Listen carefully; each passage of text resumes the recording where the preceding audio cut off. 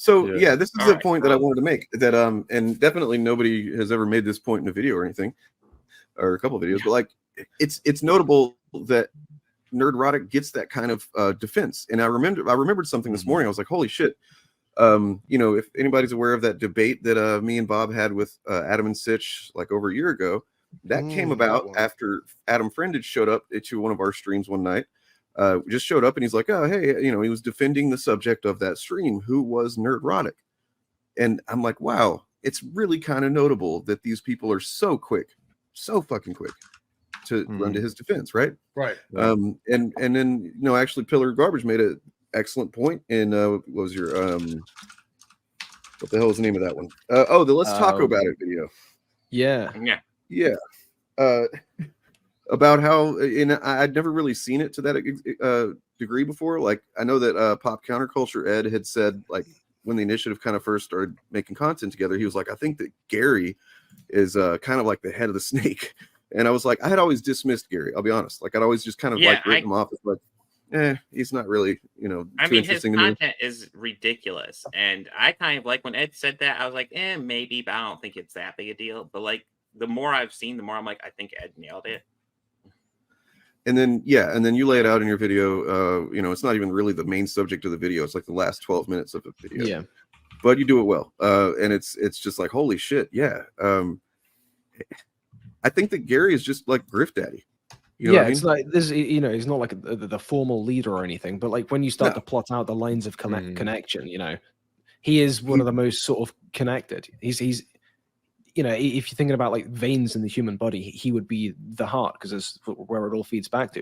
You know, people say like, when I put out a video like that, or when I put out a video like the one I did not long ago about the web of grifter media or whatever, you know, sometimes people are like, oh, why are you grouping all these people together? You know, but it's like, look at the quotes on Bob's tweet. That's why they do it themselves. Bass player, I don't want us to like, well, that's not what the claim we're making. We're not saying that he's like definitely, you know, controlling all of them or anything like that. I think that they generally, you don't have to control them because they're all kind of like parroting the same fucking talking points. Like the point that you made in your video is that Friday Night Tights acts as a sort of like, it's basically they're having a meeting for so they're briefing kind of. Yeah. They're kind of like doing workshopping the routine, so to speak. They're like throwing out the different talking points and the jokes, what they're going to talk about, see what lands, see what sticks, and then from there they just go out and disseminate their bullshit.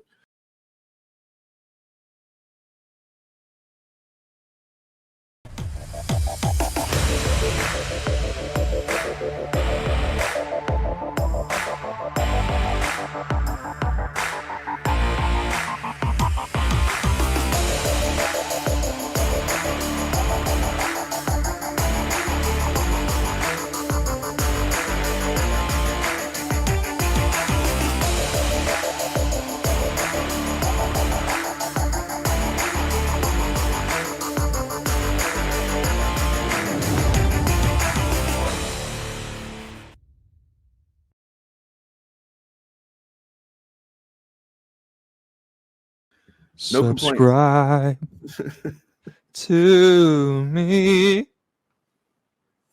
Oh, Dane, take my hand. I will lead you to salvation.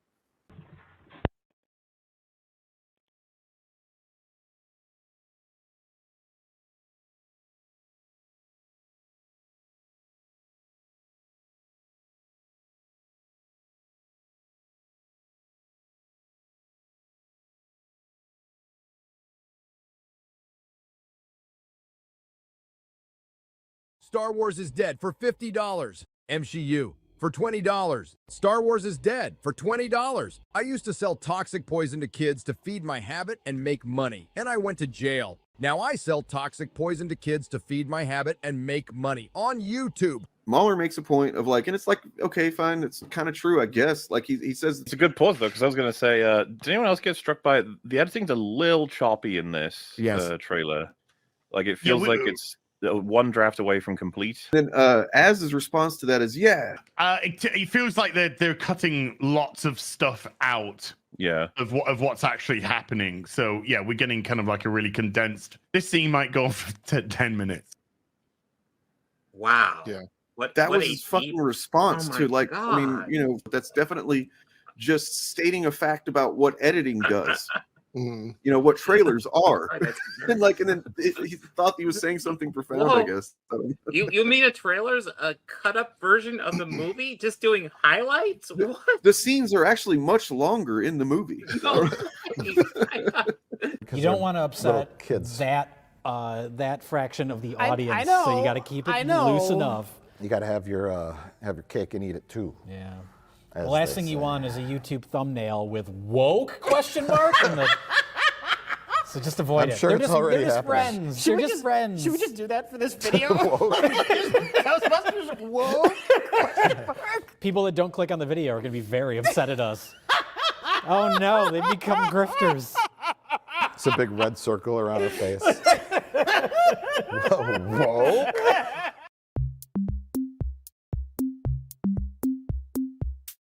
That's awesome, dude. Like, I mean, honestly, cool. I mean, sometimes I worry that I'm like a little bit too kind of fucking bro-y in my presentation. You know what I'm saying? Like the way I talk. Only someone who hates women would consider that a bad thing. So, Right. Yeah. There's nothing bad about that. congratulations, you owned yourself.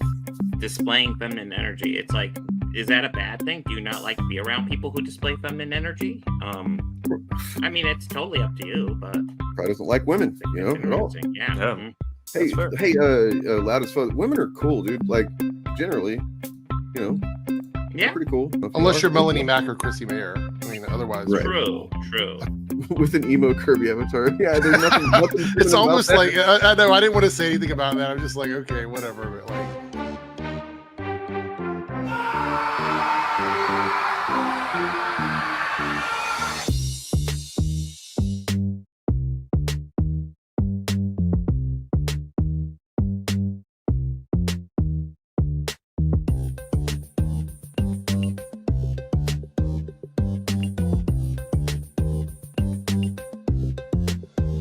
Yeah, EVS fucking has the best jiggle physics. fuck Stellar Blade, man, or whatever. Like, Ethan Van Sciver's jiggle physics are through the fucking roof, guys. God damn, jiggle for me.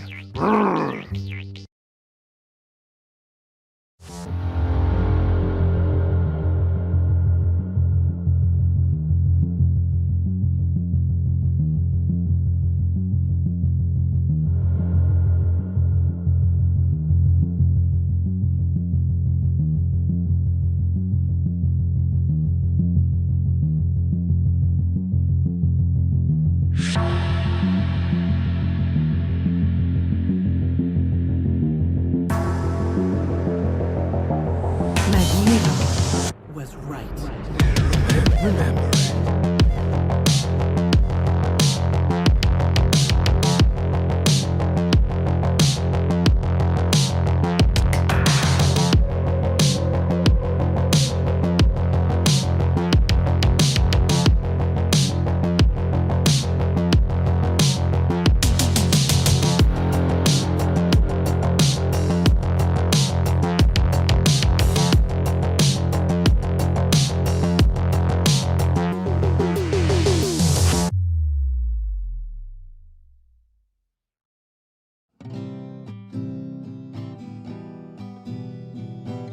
Are you facing an impossible life choice?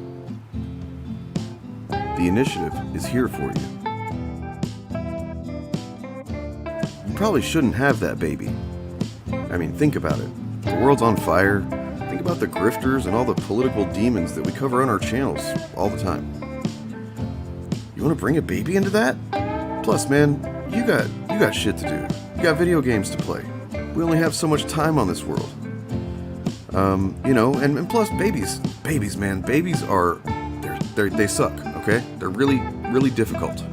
And then they can get older and become little shithead toddlers too. Holy shit. You don't want any of that, man.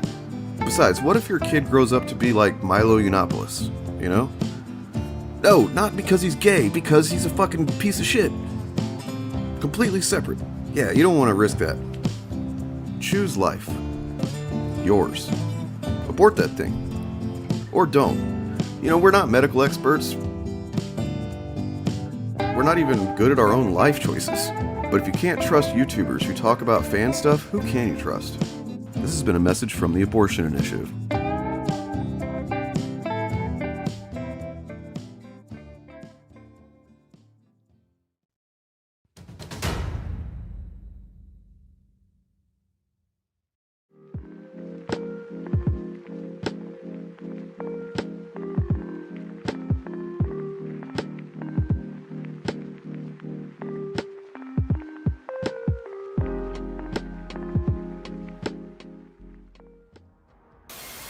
Oh, she's so, it's the Sunny and Gray. Oh my God.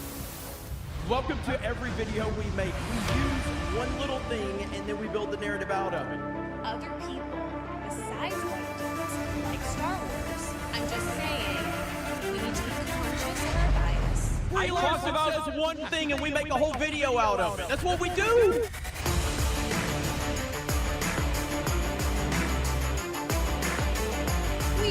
Weird. You are the real superhero. Well, I'm built like a goddamn brick.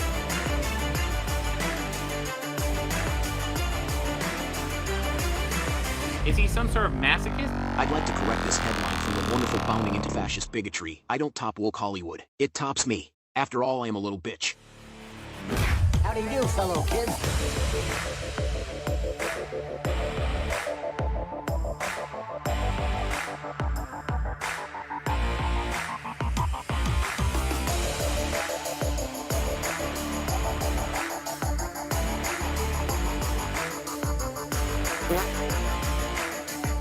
For Ken's sake!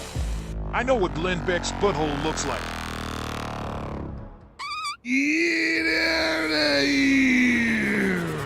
And the same goes with Miles Morales. He is indeed, again, Miles Morales. He's also a Spider-Man. I really dislike the fake geek thing and the poser nerd thing. That's not what we're about. Like, I don't get offended by shit. Every fucking conceivable opportunity so you can quarantine. Hi everyone. I'm sad. I'm depressed. I'm on antidepressants up the wazoo, literally. I can't get off Tatum ass, bro. Social media, I think it's reality. I'm cripplingly lonely and I'm desperate for attention.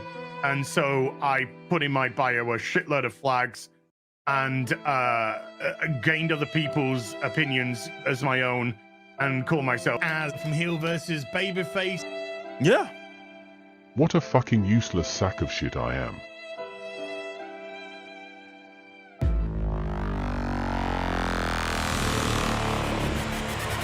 The Fandom Initiative is a group of people on a mission to counter anti-woke sentiment on YouTube.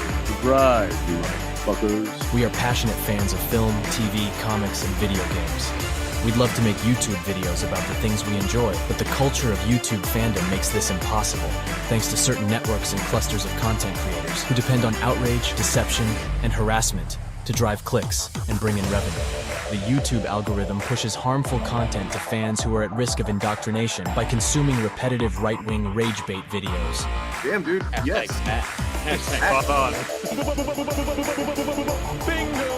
Some people would like to think that like you can be like 100% objective when watching something, like remove your bias and just critique it like the truth. You can't. So like, what is fucking bringing all these guys together other than like, I'm mad at fucking Brie Larson? What? If I can't be a misogynist to you, I don't know what to do with you. I oftentimes get called a shit. Fuck it, man. Can't be worried about that shit. But here's the thing. My picture is not on the wall in the lobby of Marvel Studios. More and more people are fed up with that toxic content and culture. Greetings, my friends. Thank you for watching this video. And if you would be so kind, please subscribe if you like what you see. Help our channel to keep growing and keep fighting the war to save pop culture. Oh, God. It saw me. They saw him. They all saw me. Dance for me. Dance for me. They all saw it. No. Hey guys. How you doing? What's up? Hey. Sorry for the delay, everybody. That's totally on me. Got some stuff going on as far as like a new vehicle situation, and was kind of getting all that tucked away. And vehicles aren't important. What do you still do stuff in IRL? Sometimes, yeah. Like not every. There's a few places that don't like ship things to you yet. You know, well, it's weird. Car dealerships have made laws to make sure you can only buy them at car Hold dealerships. On, DJ's got hats now, apparently. What? Nice. Okay. Nice. Very good. I'm shilling. I'm grifting. Well, I shilled for you, so you don't have to. Thank you. Yeah, Turf Nation is no longer with us. Oh, this week. I don't know why I decided to say it like that. Yeah, he's not here this week, and probably maybe most of the month. I think he's got one of the 13, 14, vacation months that they get over there. Yeah. I feel like he gets like 3 or 4 months of vacation a year, and it's like I think I was born in the wrong country because I get like almost a month. Yeah, man, this lighting isn't working too good on my backdrop here. Let me try and get that better. Real quick, yeah. Kyle, Blood Hunt. I've only read like the intro issue so far. I've got a whole bunch of tie-ins actually right behind me. I don't know what you're talking about with a narrative thing, but so it's a comic book. They're gonna push every single comic book ever has pushed a narrative. Yeah, true. But it also just seems like they're just doing a really dark horror vampire themed crossover, which so far it's fucking cool. Yeah, it's really good. Hey, Richard Pace, what's up, man? How's it going? Hey, I'm representing here, dude. You know, Ahoy Comics, got the Ahoy Comics shirt. We talked about it whenever I had him on the stream a few weeks ago, that like basically everything I've seen from Ahoy Comics is good. You know, even stuff that's like not my typical wheelhouse or genre or whatever. It's like you read it and it's still enjoyable. Good quality stuff. I don't know if I've read Ahoy Comics, so there's first I would recommend probably Second Coming. Okay. That's the one where Jesus and a superhero like Superman kind of are roommates. That sounds like fun. Very good. Anyways, so somebody mentioned the name of the stream all changed because that's what I typically do. I'll change them on the day of. At first, they're normally the same thing. Because Dane's the boss. Dane's the boss, so he does. I just make all these decisions unilaterally. He's not the boss. I mean, actually, do make these decisions unilaterally, but like they know full well that if they didn't want something to happen, that they just say so or change it themselves, and that's fine. I'm not like get mad about it. You're breaking the illusion. Like, oh yeah, sorry, I'm the boss. Yeah. So like, what is it on? On mine it says Comicsgate is, I don't forget how I freaking worded it. It's in shambles or something because like basically they've fallen apart into their own internal drama has just consumed them. That's all they are now. And we might get into some of that on the Show Clips channel, which you guys should subscribe to. It's just documenting CHUD Ls on Turf Nation's channel. Does James Gunn's new Superman super suck? And then on Airrick Debunks, it's Hypnotic ran away from Airrick and AF, which is true. Mm-hmm. And, here's Bob. Is the Rippaverse has lost something like 60% of its customer base since it started. And these things are all true, there's questions in there, so that's not necessarily true. But but originally that was titled, all of them were titled the same thing, which was Gina $800 box office Corona was the best they could get. LOL. And some people, I don't know if they were like really just kind of trying to point it out to us, if they're like fans of ours or if they're fans of theirs, and they were trying to, use it at us or whatever against us. We know that it was also released. It was primarily released on the whatever Daily Wire app or whatever. When we covered that movie, the Terror on the Prairie, that did make $800 box office. That's true. When we covered that like last year, the point of it was to say that if this was CHUD's covering this, they would not mention the fact that it also got released on the Daily Wire. We did mention that, and we're mentioning it again now. But like the reason that I put it in the title just to say $800 box office is because that is exactly what chuds do all the time. They just don't apply any fucking context to anything, and then the assumed context or the stated context is just because wokeness, because DEI, you know, and that's the point I was trying to make with that. So yeah, anyway, I want to clear that up. I mean, it was a movie primarily released to streaming, and it was expecting to get a lot of its revenue from streaming. Yeah, I don't know. You know, That's like not how a Black Widow context. was. You know, they talked about Black Widow bombing. They talked. Well, I mean, a lot of them. 2020 was basically their entire grift was built on that. Yeah. But I think Shang-Chi might have been a similar model as Black Widow, although I know Black Widow, they had issues with Scarlett Johansson. I think it's because they didn't tell them the plan. I think that was the Yeah, issue, yeah. is that Yeah. she wasn't aware of the changes, Yeah. which, to Well, be she fair, was, that was a fuck up on their part, and they did Yeah. owe her on that. No, I was 100% on her side, because essentially all that happened was they released it, but part of her contract was she gets part of the box office, and all of a sudden part of the box office is through Disney Plus, which is obviously not part of her contract. Right. We don't want to hear Drake say the N-word anymore. I know that. Okay. That's for sure. Right. I don't know. I don't know the full details, but I will say I like Kendrick Lamar's music more than Drake's music. Yeah, far better. Far better. I do feel like, you know, and Kendrick Lamar, I think, knows this. He's stated it basically that it's a feud between like authenticity and just like packaged pop shit, right? With these are the avatars of each of those things.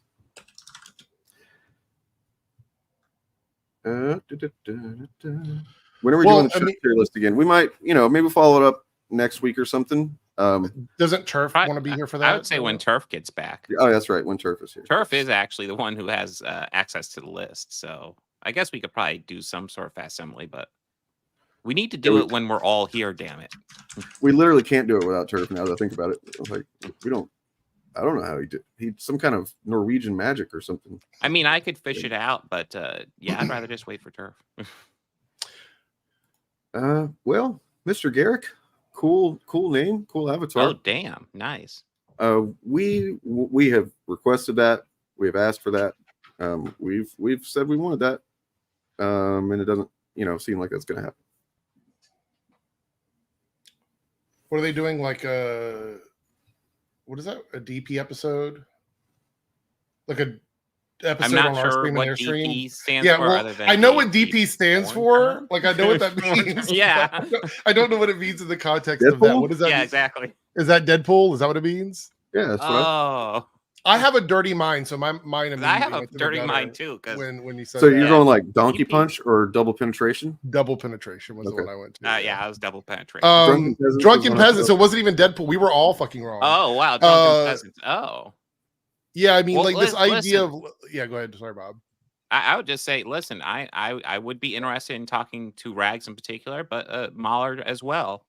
But they are they kind of had an open door policy about bringing people on to talk to EFAC, Except for us. when they cover them. And then as soon as they covered us, or covered me specifically, they changed their rule. Yeah. Imagine that. Imagine. You know what? that. There's actually a recurring pattern with chuds that just they don't want to talk to us, man. You know, and then the ones that do end up talking to Bob. I think, you know, and I think we kind of have theories on why this is. And then they don't end up being as happy that they did talk to Bob as they probably suspected they would be. Especially one guy. But yeah, it's a weird thing, man. It's like we're people that kind of intentionally come at this stuff. We're not getting, you know, like we're making content because we want to challenge what they're saying, and for that reason, almost it's like most of these guys just like, no, I don't want to. I don't have anything to do with that. Speaking of that, I mean, I've been thinking about this whole thing with Hypnotic, about going on his stream. I got the clip of the kind of highlight of that whole with him showing up. Yeah. I mean, I actually went back and watched it, and I'm kind of I need to reach out to Hypnotic about this because I've been in DMs with him about it. You've DM'd with him, really? Yeah. Oh wow. So tell us. Well, I mean, it's not much. It's just sort of talking about like setting it up and everything. But the issue I have with this is I need to figure out what we're planning on doing in regards to that, because the way I look at it is, I went back and I watched the stream last night, the portions where he was in the stream, like during that moment or whatever. And we talked about like homophobia and all of that and what is homophobia and stuff. And I feel like I want to talk with him about my criticisms of like the grifting on like online, like the stuff that the CHUD channels do and why they believe that's valid. But I feel like there's a lot of other stuff that needs to be addressed before we even get to that I don't know if I'm interested in talking Like about. what? Like, for example, I don't want to debate the validity of me as a human being with him.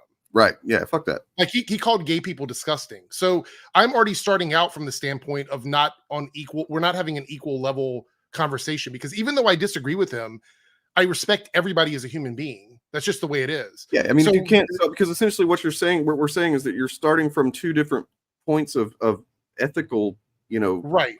Understanding, like, and that's, how do you even fucking, because I assume generally that like if somebody is like out here putting out the statement, the opinion that gay people or whatever are not valid or they're disgusting or whatever, that they've put some thought into it, right? Like I don't think that that's probably an opinion that they just came to randomly or something like that. So like if you've put that much thought into it to where you're getting out here and just saying it for all to see, and you're actually proud of it, and you're calling yourself a bigot, and you're calling your fucking memberships a bigot army, what's the question I always tell people to ask themselves when it comes to the debate or whatever discussion is like, is there anything to be gained from it?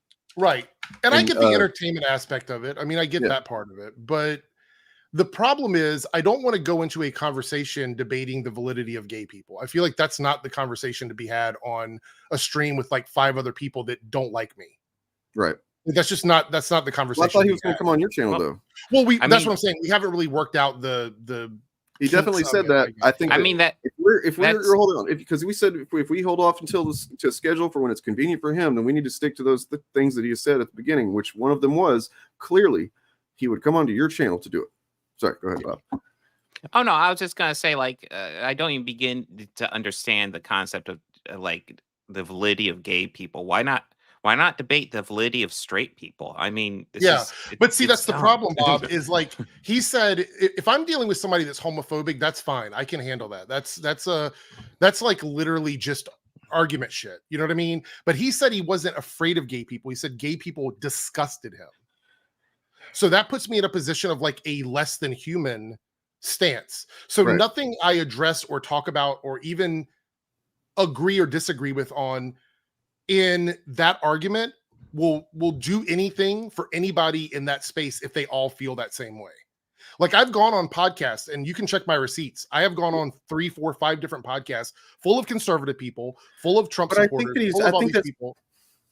I don't think he's telling the truth. I don't think he's telling, because do we have easy access to just like those images that he's made real quick? Because if gay people disgust him, right, the images that he's made in, talking about you and us and stuff like that, like I feel like that would apply somehow. So you're saying like he's lying about the term disgust. You're saying that that's not true, that he's lying about that. Is that what you're saying? Yeah, I think he's using a fucking a charged word just because, like, I mean, if it's disgusting, like I don't want to go near anything that's disgusting to me.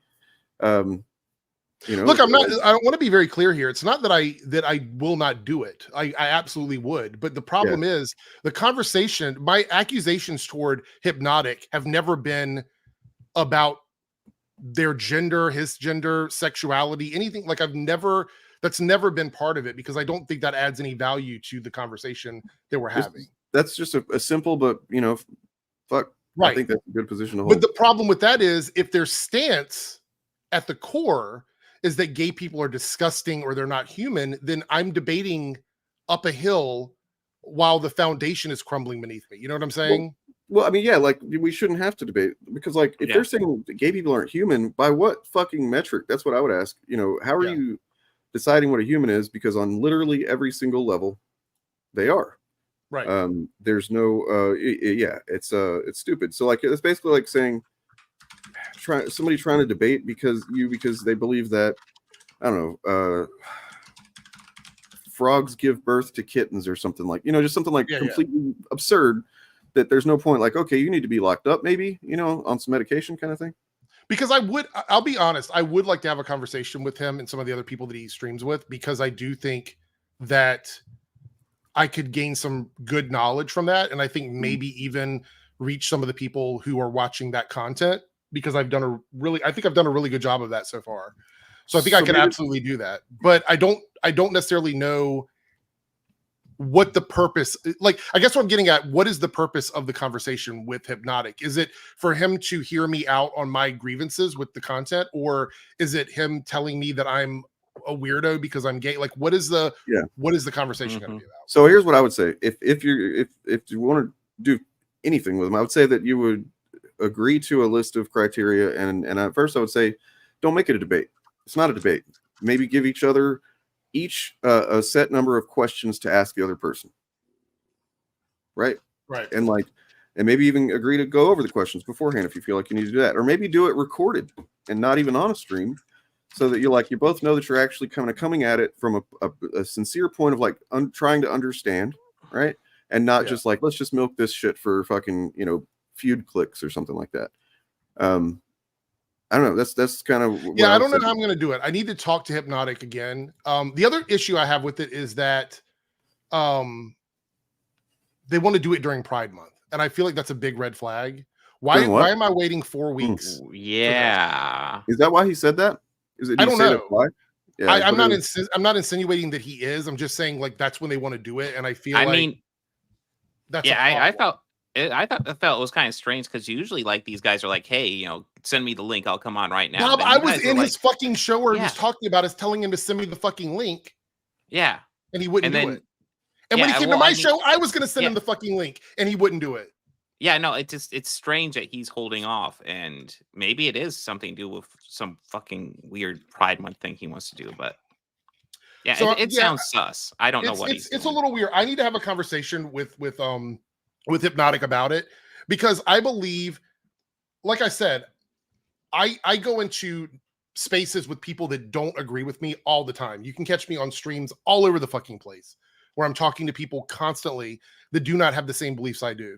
I go in there, I'm fucking respectful to everybody, but I'm firm. I stand my ground. I push back. I ask questions. I do all of this. So it's not about not wanting to do it. It really is about what the purpose of the conversation is at the end of the day for me. That's really what it's all about. So okay. People are showing up saying weird shit, man. Like, okay, there's a couple Mr. weird Garrick here. People can look, first of all, disgusting is completely subjective, dude. Like, nobody, that's a really stupid thing to start from. But then English not being perfect has nothing to do with people thinking homosexuality is a sexual kink, because homosexuality it has a word in other languages. And so like gay people exist in other languages, so like there is no reason except for literal, just like, ignorance, lack of education, usually willful lack of understanding. And then also, why the fuck do you go to people wearing diapers? What the fuck does that have to do with anything? Well, see, here's the thing. Gay people can also be into a diaper thing, which negates the fact that being gay is a sexual fetish. It's not. I mean, straight people can be into a diaper thing. So no, yeah, I get what you're saying, Bob. But what I'm saying is, he's saying that it's a sexual kink, but like there are gay people that are into the same sexual kinks as straight people. So, like, well, somebody said something about like adult babies too, and it's just like, why do you go from gay people to this? This has nothing to do with fucking. Well, first of all, that's not even sexuality. That's not even, that's like identifying as something has nothing. And to also, do with why would you get angry about something that has no effect on you?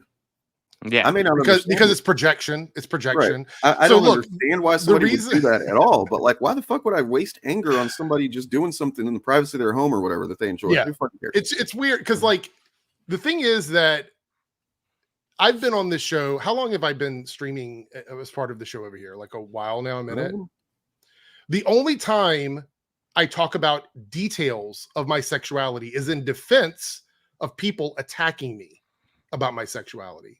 So it should tell you a lot about like gay people in general, that the only time a gay person really talks about it is either when the conversation itself is about that, or if they're defending themselves about negative accusations.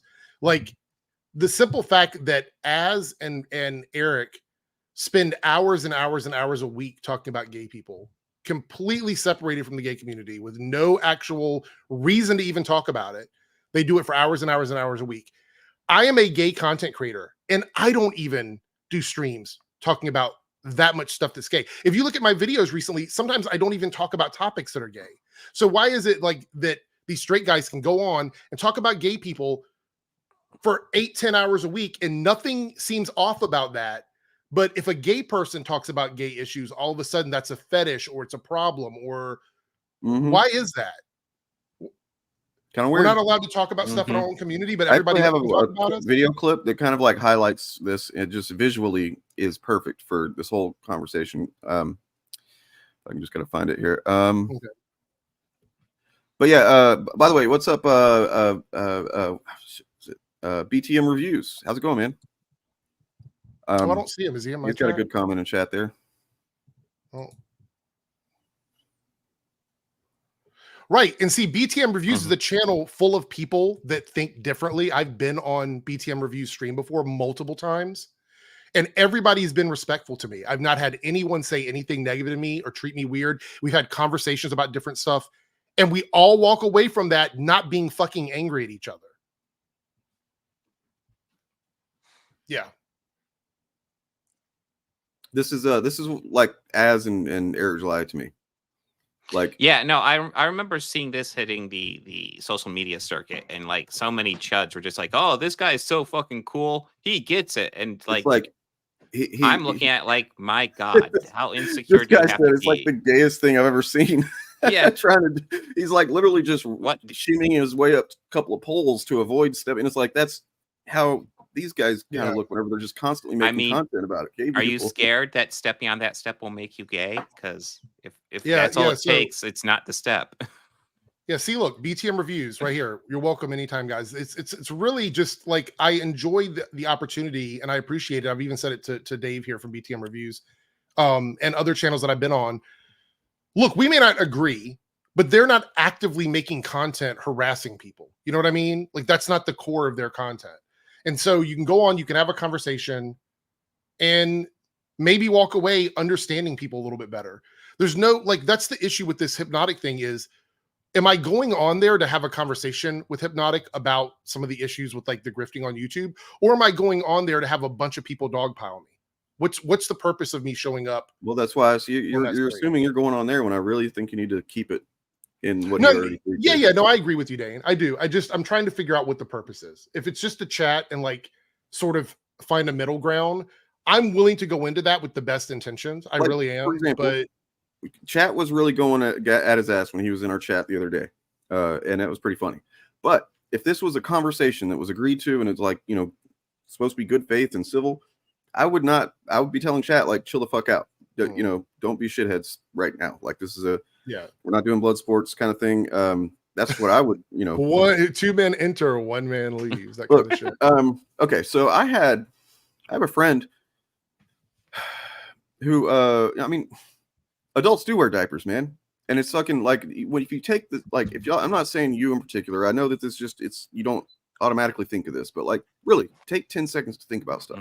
There's plenty of adults that wear diapers, and not in some fucking fetish, you know, gross, laugh at them way. Most of the time, they don't want to. A lot of time, you're dealing with people with actually health problems who are older. What do we have? What is the conversation to have here? I don't like gay people either. Imagine inserting black people, Asian people, any other adjective there to describe what kind of person you're talking about, and how would that be socially acceptable? Well, if you don't like gay people, why are you watching this stream, dude? Why are you fucking here? 1/3 of this stream is gay. Like, what if I, as a gay person, went into people's streams like I don't like straight people, and I made videos like that all the time? How absurd would that be? Come on, give me a break. You can fuck off for all I care. Like, you know, just really. I don't like gay people. What the fuck? It's just such a broad thing. It's like it's such a weird it's such a weird thing. Like sort of yeah, you're right. I should think of that. I should think before I speak or something along those lines. And I'm just gonna fucking ban you with the next comment because fuck off, man. I don't fucking put up with that. That's shit. So ridiculous. That's what I mean. Like, what the fuck am I like? So at that point, there's nothing left for me to say to that person. You know what I'm saying? Like, what am I gonna say? It's a weird thought terminating just fucking stance to have. So I would say in general, it's not polite to make fun of most adults for wearing diapers because most times it's True. needed for incontinence and stuff like that. There is one exception, of course, in Chronic Chaos. Got it. Oh, True. I missed it, but yes. I mean, there it's we the go. same reason why I don't often, you know, kind of hit people because of like being overweight. I'm not overweight. I am overweight. But you know, when it's Ethan Van Sciver, come on, I'm gonna make fun of the moobs. I have a very simple policy. If you are someone that partakes in the sword, then you can die by the sword. That's just the way I feel about it. Like if you're gonna call people names about stuff, then I have no problem returning the favor. It just depends on what I'm willing to say. So we've been going 40 minutes. We haven't even really gotten into the, you know, we got a few examples to hit, guys. Well, let's do it. Let's do it. All right. If anybody sees that, anybody saying anything like I don't like gay people in chat, fucking ban them. It's just not an acceptable thing to say around here because you shouldn't be here then. All right. No, I would honestly say if your opinion is I don't like gay people, you need to self-reflect, man. I weird. mean, yeah. Go watch Az and Airrick. They don't. Okay, so we're here. I got just like a highlight reel from our stream from whenever me and DJ we were just talking about, you know, Hypnotic watching our stuff last week. Touch on the other guy. What was it? We will. Yeah, just some flash guy. Is that I fucking yeah. And so I made a Chud Grifter avatar, by the way. That's a great avatar. Whole channel. I mean, they're all the same thing, but so that made me think I want to do one. I want a fucking edgy, generic, goddamn, you know, fucking YouTube avatar, Chud avatar. So I made just some crypto fash guy. You know, he's inspired by all of them. And yeah, it's that there he is. But also, there's another one. Let me see. And this was definitely inspired by Hypnotic too, because he just loves cum. I love cum. All over the cummies, yum yum yum. That's Hypnotic right there. It's fucking hilarious to me. I swear to God, this whole thing is hilarious. Listen, and you know, this is not based on nothing. You know, he says he's disgusted by gay people apparently, and yet he takes time. You guys, if you haven't seen the images he's made of us, so like many of his thumbnails are this cum related. It's weird. A lot of time for each one of the members of the initiative last week. Like pretty much as soon as we were done streaming almost with the tier list, and he like did like little white cum beards and stuff like that, and like eggplants, but the eggplants were upside down, so like the thick end. Yeah, I was apparently sucking on the back of an eggplant for some reason. I don't know, and it's like, man, you spend a lot more time thinking about eggplants coming than I think you know, any of us do. It's weird. Yeah, it's weird. Who's this Pilar guy? Who's this? Pilar knows what's up. What the heck? Some person wearing black pantyhose on their face and Amazon swirly glasses and cheap screen printed hoodies has the nerve to come after people like they're doing big things. Yeah. Pantyhose. Yeah, Talking I mean, about people's looks, attacking the way people are in society. You're wearing pantyhose on your fucking face. No, that's not what you said, dude. You said you don't like them. You don't. Why would you not? And why would you rather not hang out with them? What is it about gay people that? Yeah. If you'd rather not hang out with them, that's weird, essentially man. what you're doing right now. You're watching a stream that is 1/3 owned by a gay dude, and then you know, I mean, just what the fuck reason? There's no reason for it. You know, you can't give me an actual logical reason why you wouldn't want to hang out with a gay person. It doesn't. I mean, it's prejudice because you don't know every gay person in the world, so you're making a blanket statement. Yep, that's why it's a problem. So, I'm not going to waste more time. The beginning of Hypnotic stream was him breaking down our subscriber numbers and our daily views compared to his subscriber numbers and his daily views. And I honestly kind of want to see a comparison between his and Pillars now. Well, I mean, you know, just like based on pure trajectory, it seems like DJ's channel is doing better than Hypnotic's. Yeah. And just like I had like 53% like active subscribers. That's crazy. Like most channels have generally about like 15-20% you know, active subscriber base. Like most people, you know, every channel has a bunch of subscribers that don't really watch the content. It's kind of, but DJ's is like 50% almost or whatever, and it's we talked about that. He used my other channel as the channel to dunk on, the one that I don't really use to engage in this kind of content. He used that one instead of my channel, this one, Airrick Debunks. Yep, it's kind of convenient that he avoided that. Pillar's got a. I mean, I'm sure you do. Yeah. Sure you do. I mean, you're a pillar of garbage after all. No, 100,000 subs, dude. Yeah, there's going to be, some segment of them, but it's just the way YouTube is. Everybody subscribes to shit and then don't watch the videos, and you shouldn't do that, really. Like, we all shouldn't. We should all be better about it, especially the channels that we really value. I don't know. So yeah, another thing he was doing these fucking old ass memes. He would just show like a clip of DJ just saying something basic, like, yeah, you're not making any sense or whatever, and then he's like triggered, and it's like, what? He's just talking and he's criticizing you in a pretty calm tone, and then he's got to add this kind of shit, like this guy, this 2016 ass meme, and it's just musical instrument video or something like that, like a saxophone or something like that. Like it's so old, I couldn't even remember. Were actually triggered and acting in any kind of way that was like memeable, they wouldn't have to add memes. Yeah, that's simple as that. Yeah, you would just you wouldn't add memes. You would make that into a meme. That would be the new meme. Like for instance, I haven't done it yet, but I need to make a meme out of like just a drop out of Ethan Van Sciver's freak out. And so anytime somebody's having a freak out or I'm gonna freak out, I'll fucking show that EVS freak out. I mean, but this is the same. Hypnotic was the same person that was like saying, "Oh, I love that Az did the pronoun rant or whatever." What the fuck? Like, that's a trigger. Az was triggered by pronouns in Starfield. That's what caused that rant. But they, it's all just like team sports to them at this point.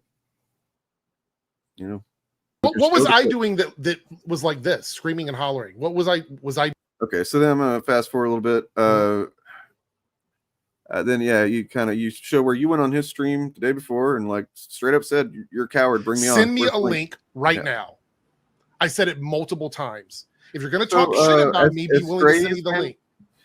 One of his CHUD underlings showed up to talk shit, and he's not very good at it. It's stupid.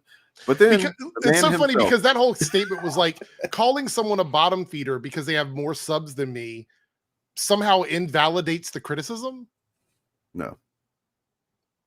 Yeah, I mean, like it's the same thing as like the drinker fans that are like, "Oh, he's got way more subscribers than you. He's so much bigger than you." And it's like, okay, well, but Marvel is so much bigger than him. Why won't he shut up about him?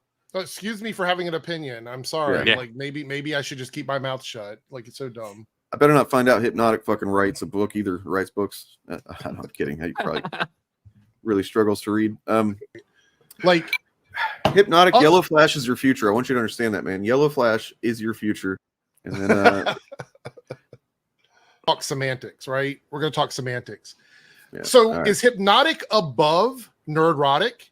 Is Hypnotic above Critical Drinker? Is Hypnotic above Airrick July? Is Hypnotic making content based on articles from other people? Oh, there you are. Oh, hey. Okay, so before we get to that, I didn't realize that somebody was actually just saying some blah blah blah woke and like just leaving it at that in chat. What about what black people being just woke? That's all. What does that mean? Can you explain what that means? It was in reference to something Sandman said, so I don't know what the comment was.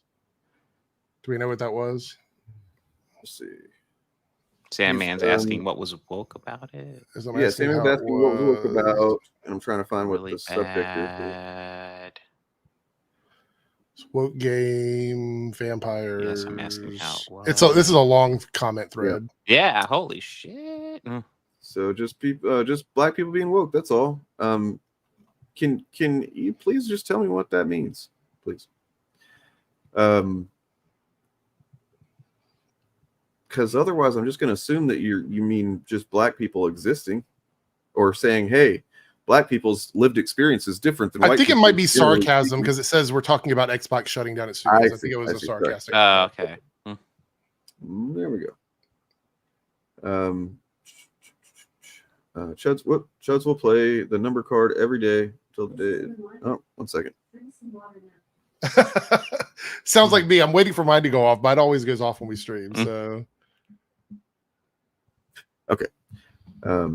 Yeah. Many such cases. Exactly. Yeah. I mean, rules for thee, not for me. Yeah. By the way, I did not drop the goddamn link in chat like I said I was going to do. So, Pillar, if you were wanting to come onto the stream, please forgive me. I'll drop that link now. So did we ever figure out what the lie was? Yeah, no, I was about ready to say, did we ever figure that out? Because that was never clear to me. Oh, I think it's saying that because we both, me and you both said that Stellar Blade was not censored. Because that's what they're saying. You know, oh, it's censor's like, that's not what this is. That's not what that word means, and that's not what this is. And I think that he just like takes issue with that the same way that he says that homophobia doesn't have anything, you know, that like, or has to do with fear, and you have to be afraid. Yeah. I asked several times, and I don't know if it's in this clip, but I'm like, tell me what the lie. What is the lie? That's what I'm thinking. Why didn't you show the part where you were caught in the lie? I mean, we don't have to answer for him. He's the one accusing, I guess, Airrick of a lie, and I don't know what it is. Like, yeah, we didn't know if it was me or explain. Dane. We were trying to figure out if it was me or Dane that he was talking about. That's true. He is just trying to get you a schedule. So, like, the part where you were caught in a lie, like, what lie, dude? I'd love to know. It was a 3+ hour stream that had just ended. And he's like, oh, why don't you show this thing from my 3 hour stream? I didn't watch the whole stream, man. Well, if you did want to hop on for a minute, Pillar, before you do dishes and go to bed, then the link is now officially in chat, like it should have been earlier. Sorry. Yeah, let's so here's where he showed up. He accuses of lying, or one of us. I don't know. And then man, whenever we were like, you want to come on right now and talk to us? And he was like, oh, let's schedule it for next month. You know, number one, he has his schedule that far out in advance. Okay. But also, he seems really offended by being called a bigot for somebody who apparently is fine with that. We talked about being that. called that. It's he absolutely really bizarre kind of behavior. can't make up his mind, it seems like. Yeah. No, I mean, what it probably is that he's trying to own it by, they would call me a bigot. I'll just be the king of the bigot army, as if that's going to like win over anybody, other than just like. Let's really reclaim a word by being exactly what the word is. That doesn't really that's not a reclamation. I mean, you'll get those things piss me off, Tim. But I agree with you generally. They both piss me off. I mean, if you declare yourself king of the bigot army, I guarantee you'll get a big fan base of people who like to wear cloaks with hoods as well. Yeah. Yeah. All right. Let's see what happens here. Why didn't you show the part where you were caught in the lie? Also, Eric, let me know when we can schedule. Which lie are we talking about, Hypnotic? Which lie? Because it's a long live stream, and I don't got a lot of time. This. What a fucking pathetic bitch who loves cum. You love cum, dude. You need he's to on your admit that channel. to That's yourself. on your channel. That's on your channel. Fucking love some cum, Hypnotic. That's on your channel. He was on Dane's channel too. At least be in my channel, Hypnotic. At least come to fucking my channel. I love Dane, but he's scared. He's scared of you, man. They're all fucking scared of you. Like, honestly, it's. So what lie was I caught in though, man? Like, seriously, please tell me what lie I was caught in. Yeah, I want to know. That's what I want to know. Which one? Just tell me. Give me a timestamp or something. I can't fucking. I'm not gonna watch what was your stream, like 3 hours? Yeah, something like that. 3.5 maybe. Oh, you want to come on the channel? Hey, leave your cum fetishes to yourself. Oh, you want to be on the channel? I see. So that's the thing is that at this point, I thought that he wanted to come on the stream, come visit in the stream with myself and Dane. And so I'm saying, like, do you want to come in? So we followed each other. This is where we followed each other right this moment. We followed each other on Twitter. And I was like, I was sending him the link, you know what I mean? To the stream. And then once that happened, it was like, I was clarified. Oh, I don't want the link. You know what I mean? Like I want to schedule something. And there were people telling me that they believe the scheduling. I just got a couple messages a few minutes ago that they believe the scheduling might be so that some information can be compiled on me to use against me in the stream. Like, so they can go through and like troll my my channel, like get content for my channel to have. I will be right back in just a moment, guys. Wow. Okay. I won't even know where they would begin with that, but yeah. What the hell? Like, I don't know. Dane wanted to make a point with this video. Should we wait for him to come back before we go through this? Because I don't really know what it was he was looking for in this video. I'm not sure either. Oh yeah, he's not okay. He dropped out. Yeah. Yeah. So let me ask this question, Bob, about the whole debating thing. When you go into debates, like, because you've done what 2 or 3 now with some of the channels that we talk about. As far as bigger channels, probably like 3. Right. And then like a handful of small ones, but yeah. When you go into those, do you find that the guys you're talking to have gone through and like dug up stuff from your content, or is it more or less just The bigger ones? No. I don't know where Hypnotic would fall. He'd be like mid-range. Right. So maybe. Makes sense. So, hey, Hedgehog Nerd, how are you? Yeah. But yeah, so like this whole thing where he's like, let's plan it a month in advance. I don't know. It sounds like he's a wimp, frankly.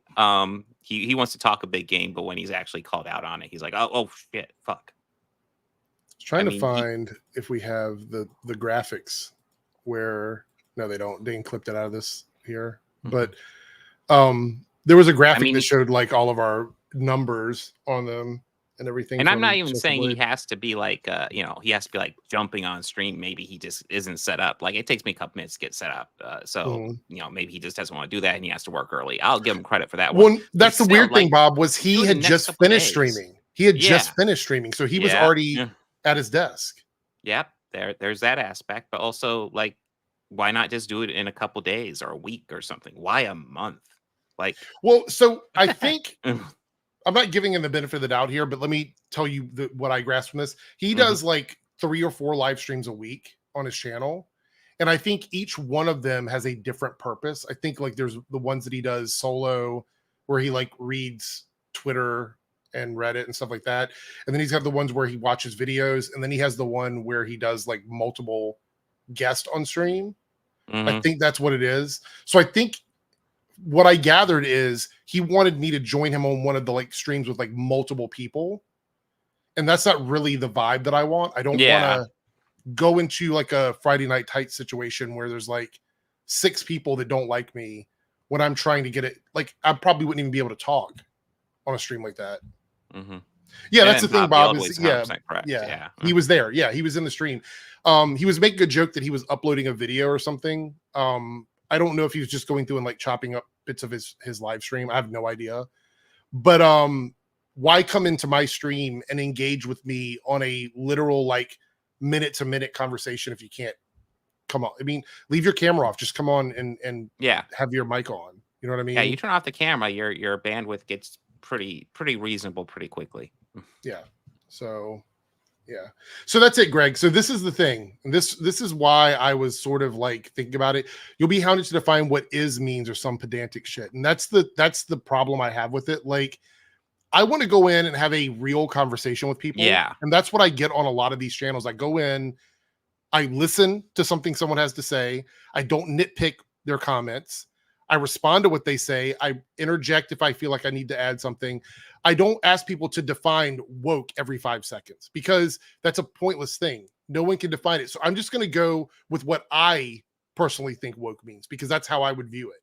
And that's the way you have to view it. Like I've seen the streams where people have gone in and talked to like Bob or even stuff where trying to think like what was the stream? I can't remember who was it?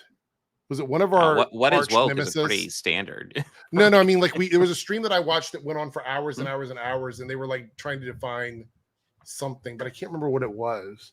I know that when you were talking to what's his name, Grey Poupe or whatever.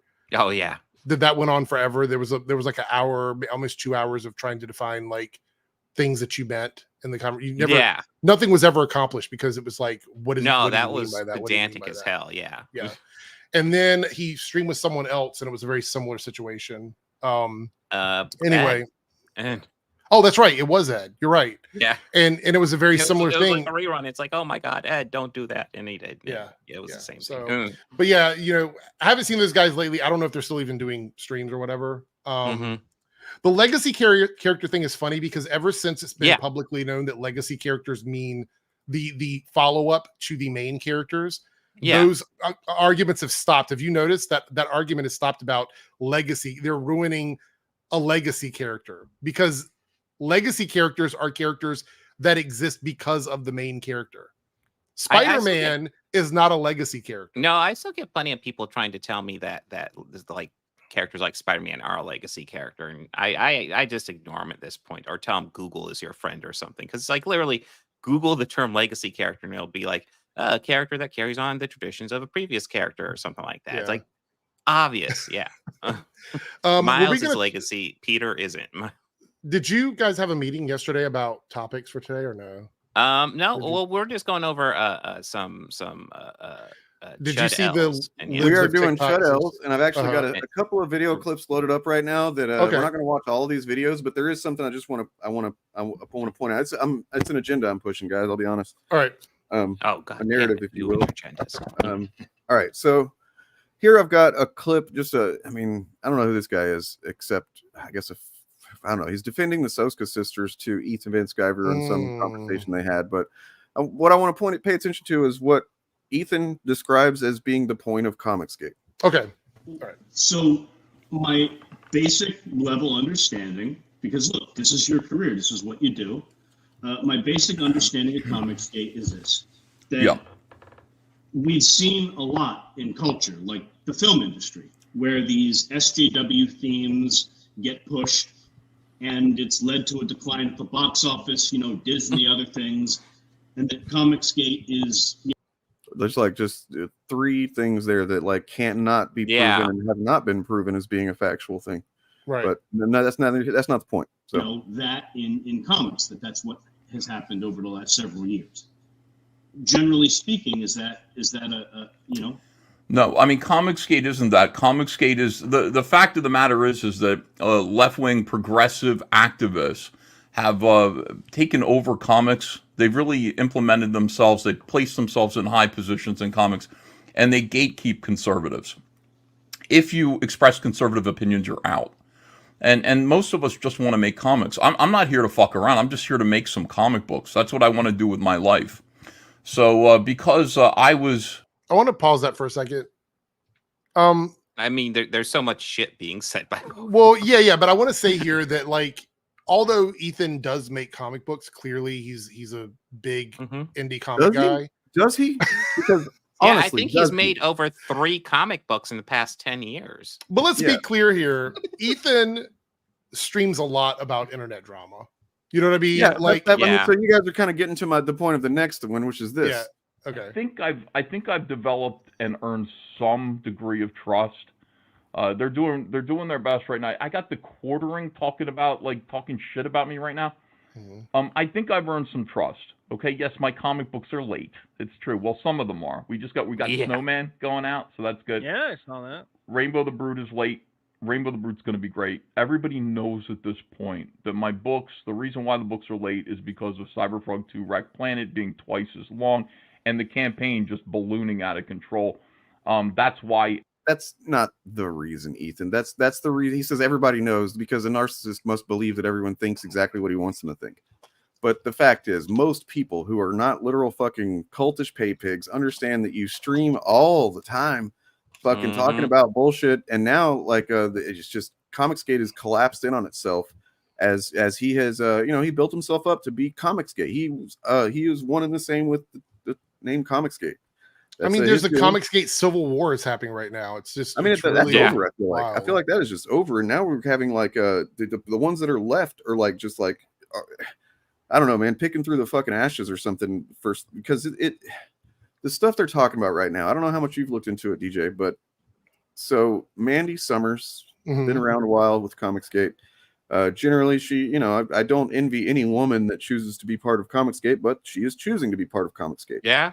So, and eventually, of course, this was going to happen. And it's like, it puts me in a weird situation because I'm not going to talk about it past basically what I'm going to say right here. Because I don't want to contribute to the fucking what ultimately is misogyny. But they're using, fucking basically revenge porn tactics against her. And there was a leaked call with EVS and some other people where they're talking about things that happened with Mandy. Yeah, and there was and someone else, another person. So. And people are like, because the point is that there is a big hypocritical thing here with, the things that he says Comicsgate is about, like he just said in that other clip. And then the fact that, they've painted themselves as being like morally superior, not corruptible, Comicsgate literally named after Gamergate, that's where they took the name from. And Gamergate was about access to good reviews and better, being able to sell your product more, because of who you're connected to, or in particular instance, who you fucking, even though that wasn't even true. But nonetheless, that's what they say it was about. And in this case, it seems like, Mandy Summers is just like sending pictures of her butthole to people, and they're like, Kyle Ritter, I guess, was like telling her that he was going to get her onto Ethan's stream so that she could, I guess, promote her book. I don't know. It's all gross, man. It's fucking like, this is not the shit you guys should be talking about if you actually give a fuck about comic books. But we know you don't give a fuck about comic books because many of you are not actually making them, putting them out. And then whenever you do, you're not selling them in comic book stores. You're doing it for yourself. You've got a fucking straight revenue stream. And the same reason you do it on fucking Indiegogo, which is the only one that allows you to keep the money even if you don't hit your fucking goal. And they also have a little bit more lax standards on the behavior that you engage in order to fund your book. And fun it's fact, even with those lax standards, they do like to kind of cut off Ethan quite a bit because he is extremely late. Yeah. Well, I mean, they complain about being shadow banned on Indiegogo. And it's like, no, they're actually just not promoting your shit, man. Because why would they? Why the fuck would they? He did. By the way, he's not fired for voting for Trump. We've been over this before. No. There's Trump voters that work in the freaking industry right now. Yes, it's just that's just not true. It's if he was fired for voting for Trump, why didn't he sue them? Right. Yeah. I mean, look, me and I have a chat with a Pillar of Garbage up on my channel from last week, and he made a good point because he makes a lot of those. I was saying how Ethan lies about why he was fired, and Pillar's like, well, it's a good chance he just doesn't know anything about Ethan really, but like a lot of these people lie to themselves. And I was like, that might be true, man. I'd never really considered that maybe he actually does believe he was fired just for voting for Trump and not because of all the many clear examples of fucking harassment and bigotry and just telling people to kill themselves and shit like that on the internet. So Let me ask a question. If say, for example, what he's saying is true, he was fired because he voted for Trump or because he's conservative or whatever, isn't it essentially the same way that a lot of the people in Comicsgate, I don't know if Ethan specifically does, maybe Dane, you would know, but that they want to gatekeep liberals from making media, making content with them? Like they don't want people that are progressive in that space making content. I mean, that's a good point. I bet you if I went to Ethan and said, hey, can I make a spinoff to Cyberfrog? He wouldn't let that fly.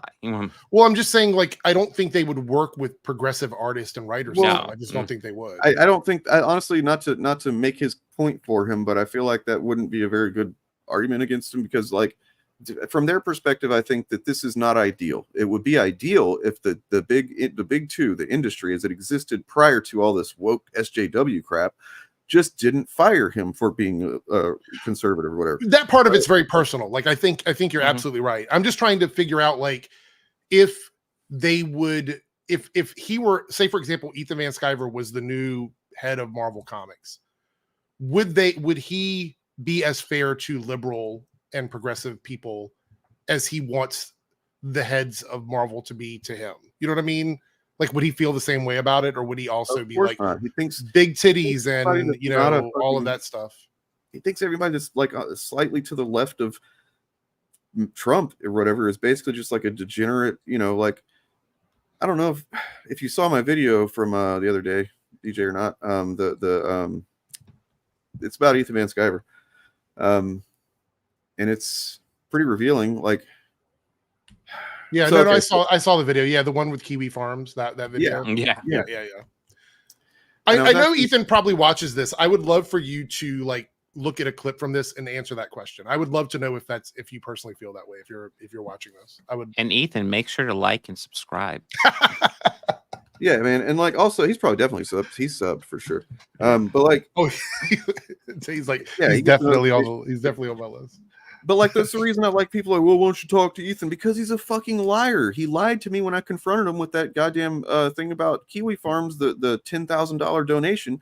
Now, granted, maybe it still could be true that he didn't actually do that, and that is a forgery. However, he said he was not part of Kiwi Farms at that time.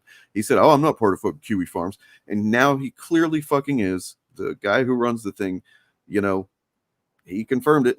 it's Ethan Van Sciver. He's fucking Frog on there or whatever. Of course, he doesn't have nearly the status that it seemed like he did at one point. But nonetheless, he's a liar. He just lies all the time. I wouldn't want to try and parse his fucking, facts from fiction in a conversation. What is here? Sandman says something came up with the Sasuke debacle. Are you talking about something that that we mentioned, like one of our comments? I'm a little bit confused on that one. Not sure what that is. Yeah. So this has always been my stance on everything when it comes to like the indie people that are doing comics. Is a lot of them, I would say the bigger ones, like say for example, we'll look at Airrick July, right? Airrick July would not have a comic business if he were not selling an agenda on his channel. That's just the reality of it. Like, nobody. If he released this, like, could you imagine crowdfunding for Isom? Like, if that were actually a thing, like what that would be? Could you imagine Isom on a comic shelf next to actual comic books? Right. Nobody would buy that shit. Yeah. $35. Oh yeah, great. Like, it's the fact that they just won't even admit that. That's the issue. I think that Airrick came out and said something like, I'm no longer an internet person on YouTube. I'm just a comic book creator and a lead singer of a band or some dumb shit like that. Dude, the only reason you even have a following is because you talk shit about stuff on YouTube. Just face reality. I don't care that you have a successful comic book business. I don't give a fuck, but be honest about what it is. Like, no one spent 3 point whatever million on your comic book because it was the next hottest thing. They did it because a lot of these guys have a following on their channels, on their social media that comes from identity politic arguing, SJW arguing, culture war arguing. That's what it is. That's what they do. And Jeremy even admitted it. Geeks and Gamers. This is what we do. Find me a single Comicsgate, like branded Comicsgate, where they're like doing hashtag Comicsgate, a single stream, like a live stream, where the only thing that they talk about the entire stream is characters that they're working on and like things that they love about comics and like the industry and what they love about the industry or how they wish, even if they're like, well, how I wish the industry was like this, instead of talking shit on SJWs, talking shit on woke comics, talking shit, fucking talking shit on each other. Find me a single fucking stream like that, a single one, and I don't know, I'll give you $5. Does them talking about warehouse count? No. Well, I mean, I cannot tell you how many times I've watched these videos, right? Where the video title will be like, Marvel promotes trans agenda by having they, them pronouns on a character, right? And then you watch the video and here's how the video goes. Follow me with this one. Hey everyone, welcome back to the channel. Today we're going to be talking about how Marvel has this massive trans agenda. But before we get into that, I have a comic book out, and here's my comic book. You can go buy my comic book on my website because Marvel keeps pushing this they-them agenda. All of these bad things that are going on in the major comic book publishers like Marvel and DC, that's not going on in my stuff. But we're not going to even talk about that. Let's get into the Marvel stuff because that's what you came here for. That's what it is. That's what they do. They promote their media in videos. I'm not going to give them any extra clout by naming them. We know who these channels are. Oh no, man. Are you working on that or something? Yes, TJ Laser is. Is that you? Are you the artist? I think TJ is the inker. You have to correct me if you're not. Why would TJ? Man, because guess what? I got a page from your shit right here. Oh man, I hate to do this. I really do. Like, are you guys gonna be charging like money for this or what? I don't remember. For some reason, TJ, you have to correct me, but I thought there was like some thing about like releasing it for free, but maybe I'm wrong. I definitely recommend that, man. Like, you should definitely release it for free. I don't want to put words in their mouth, but I do remember there was a conversation. In my opinion, nobody else is saying this, but like, this is not a comic you should ask someone to pay for. This is the art from it. Like, man, what's up with these fingers? These frogs look like fucking. This is a coloring book, man. There's some basic level of skill there, but like, it's got to be better than that to be something you charge money for. So Sandman says, I think it's like 15 or so they're going to release it online for free, but if you want to buy it, it's like 15 or 20 bucks or something like that. So I think that's the way. I don't remember. I mean, like, what can be completed about like. Some of this stuff is just foundationally fucked. You know what I mean? Like, I don't know. You'd have to redraw several elements of this for it to not look completely amateurish, in my opinion. My lamp went out. Freaking lamp went out. What the hell? I haven't really been on one of Tony's streams in a while, so I have no idea what the plans are for the comic book. Let me. That's 100% me. You know, if Tony wants to get mad at anybody, it's me. I said that. Well, I mean, that is something to have to even have a digital copy. So.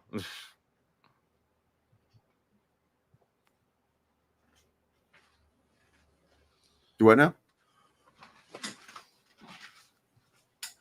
I was just saying, at least they have a digital copy. It's the same as when people complain about Superman pick putting on shoes. I don't know about that. Hey. It's a pretty complete image, I think, Superman putting on shoes. But we can talk about that, I guess, because DJ's been doing some grifting on it. Oh, shit. Confrontation time. We're confronting. Am I froze? No. No. Oh. Well, what's up? We're Sketchy said you were froze. DJ, we're confronting you for your grifting. What? So, You've been grifting I will on be that Superman honest, because shit, man. I think I've gotten more am context I? on DJ's take on Superman suit, and Just I think I might kind of agree. No, I was waiting to hear what it was. Like, I was very curious. So, like, the impression I've gotten is that your take is essentially, it's kind of just like an over, like the suit is. I guess this is my impression. I think the suit is fine, but my take is your criticism is more. It's like almost like it's over patterned and stuff like that. Yeah, I wasn't a fan of like the lines on the sleeves and stuff. There's something to be said for that, because I could make the argument that that's almost like every single Superman suit we've gotten since Man of Steel, and arguably since Superman Returns. It's like I've seen this before. We actually, in my stream, we went back and said the last suit that didn't have that was the Brandon Routh suit from Superman Returns. Okay. That one did not have the lines in it. I did say that I really like, and this is probably a hot take because I know people are not a fan. They're not a fan of the new 52 Superman. I don't really necessarily like the characterization of that Superman, but I did like the suit. But people push back because they said the collar looks authoritarian when it comes up like this around the bottom of his neck. It's got a very like sort of authoritarian look, whereas the round collar or the more of like a open collar makes him more of inviting of a character or whatever. But I happen to like the new 52 suit, and I'm about to go back and read it because Superman was not well received. But I kind of saw there was a piece of art. Let me see if I can find it on Twitter where somebody went through and redid the like a artistic representation of the suit if it were done with less of the lines on it. And this kind of reflects what I would have liked to have seen, which is something a bit more classic because they were going for a classic version of Superman. So something like this would be more, this is what I was expecting. Put it that way. My expectations were different for what I thought the suit was going to be. So I thought we were going to get something like this because they were talking about more of a classic like take on Superman. Yeah. So the one that we got was a bit, I don't want to say over designed because I feel like that's like a little outrageous. I just didn't like the lines on the sleeves on it. I didn't mind the knee pads. I didn't mind that, we're getting the red trunks back. I think David looks great. I like the hairstyle. I thought all that was fine.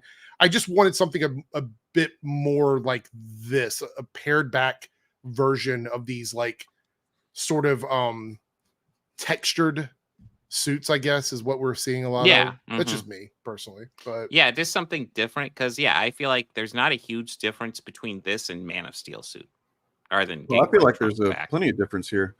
I mean, so yeah, the difference being I see what you're saying, the similarity in the fact that there just is like this piping and kind of stuff going on, but I mean the fact that it's not form-fitting is I actually like that. I saw some people saying that's a problem. I've seen where people like highlighted, where it's like, oh, look, it's folding here. I would agree with that. Yeah, I think this looks more like natural. And real quick, I also want to state I love that the picture is just him putting on his shoes. I think that's a great thing to do. It's effeminate, Bob. It's too. Oh, it's yeah. too much. I mean, I think the real thing is that, like, it's definitely we covered that. We did a video on it, recorded one yesterday. Because holy shit! But yeah, I think that the real test is going to be seeing him in doing iconic Superman shit, right? Yeah. Yeah. Putting on his boots is obviously not an iconic Superman thing.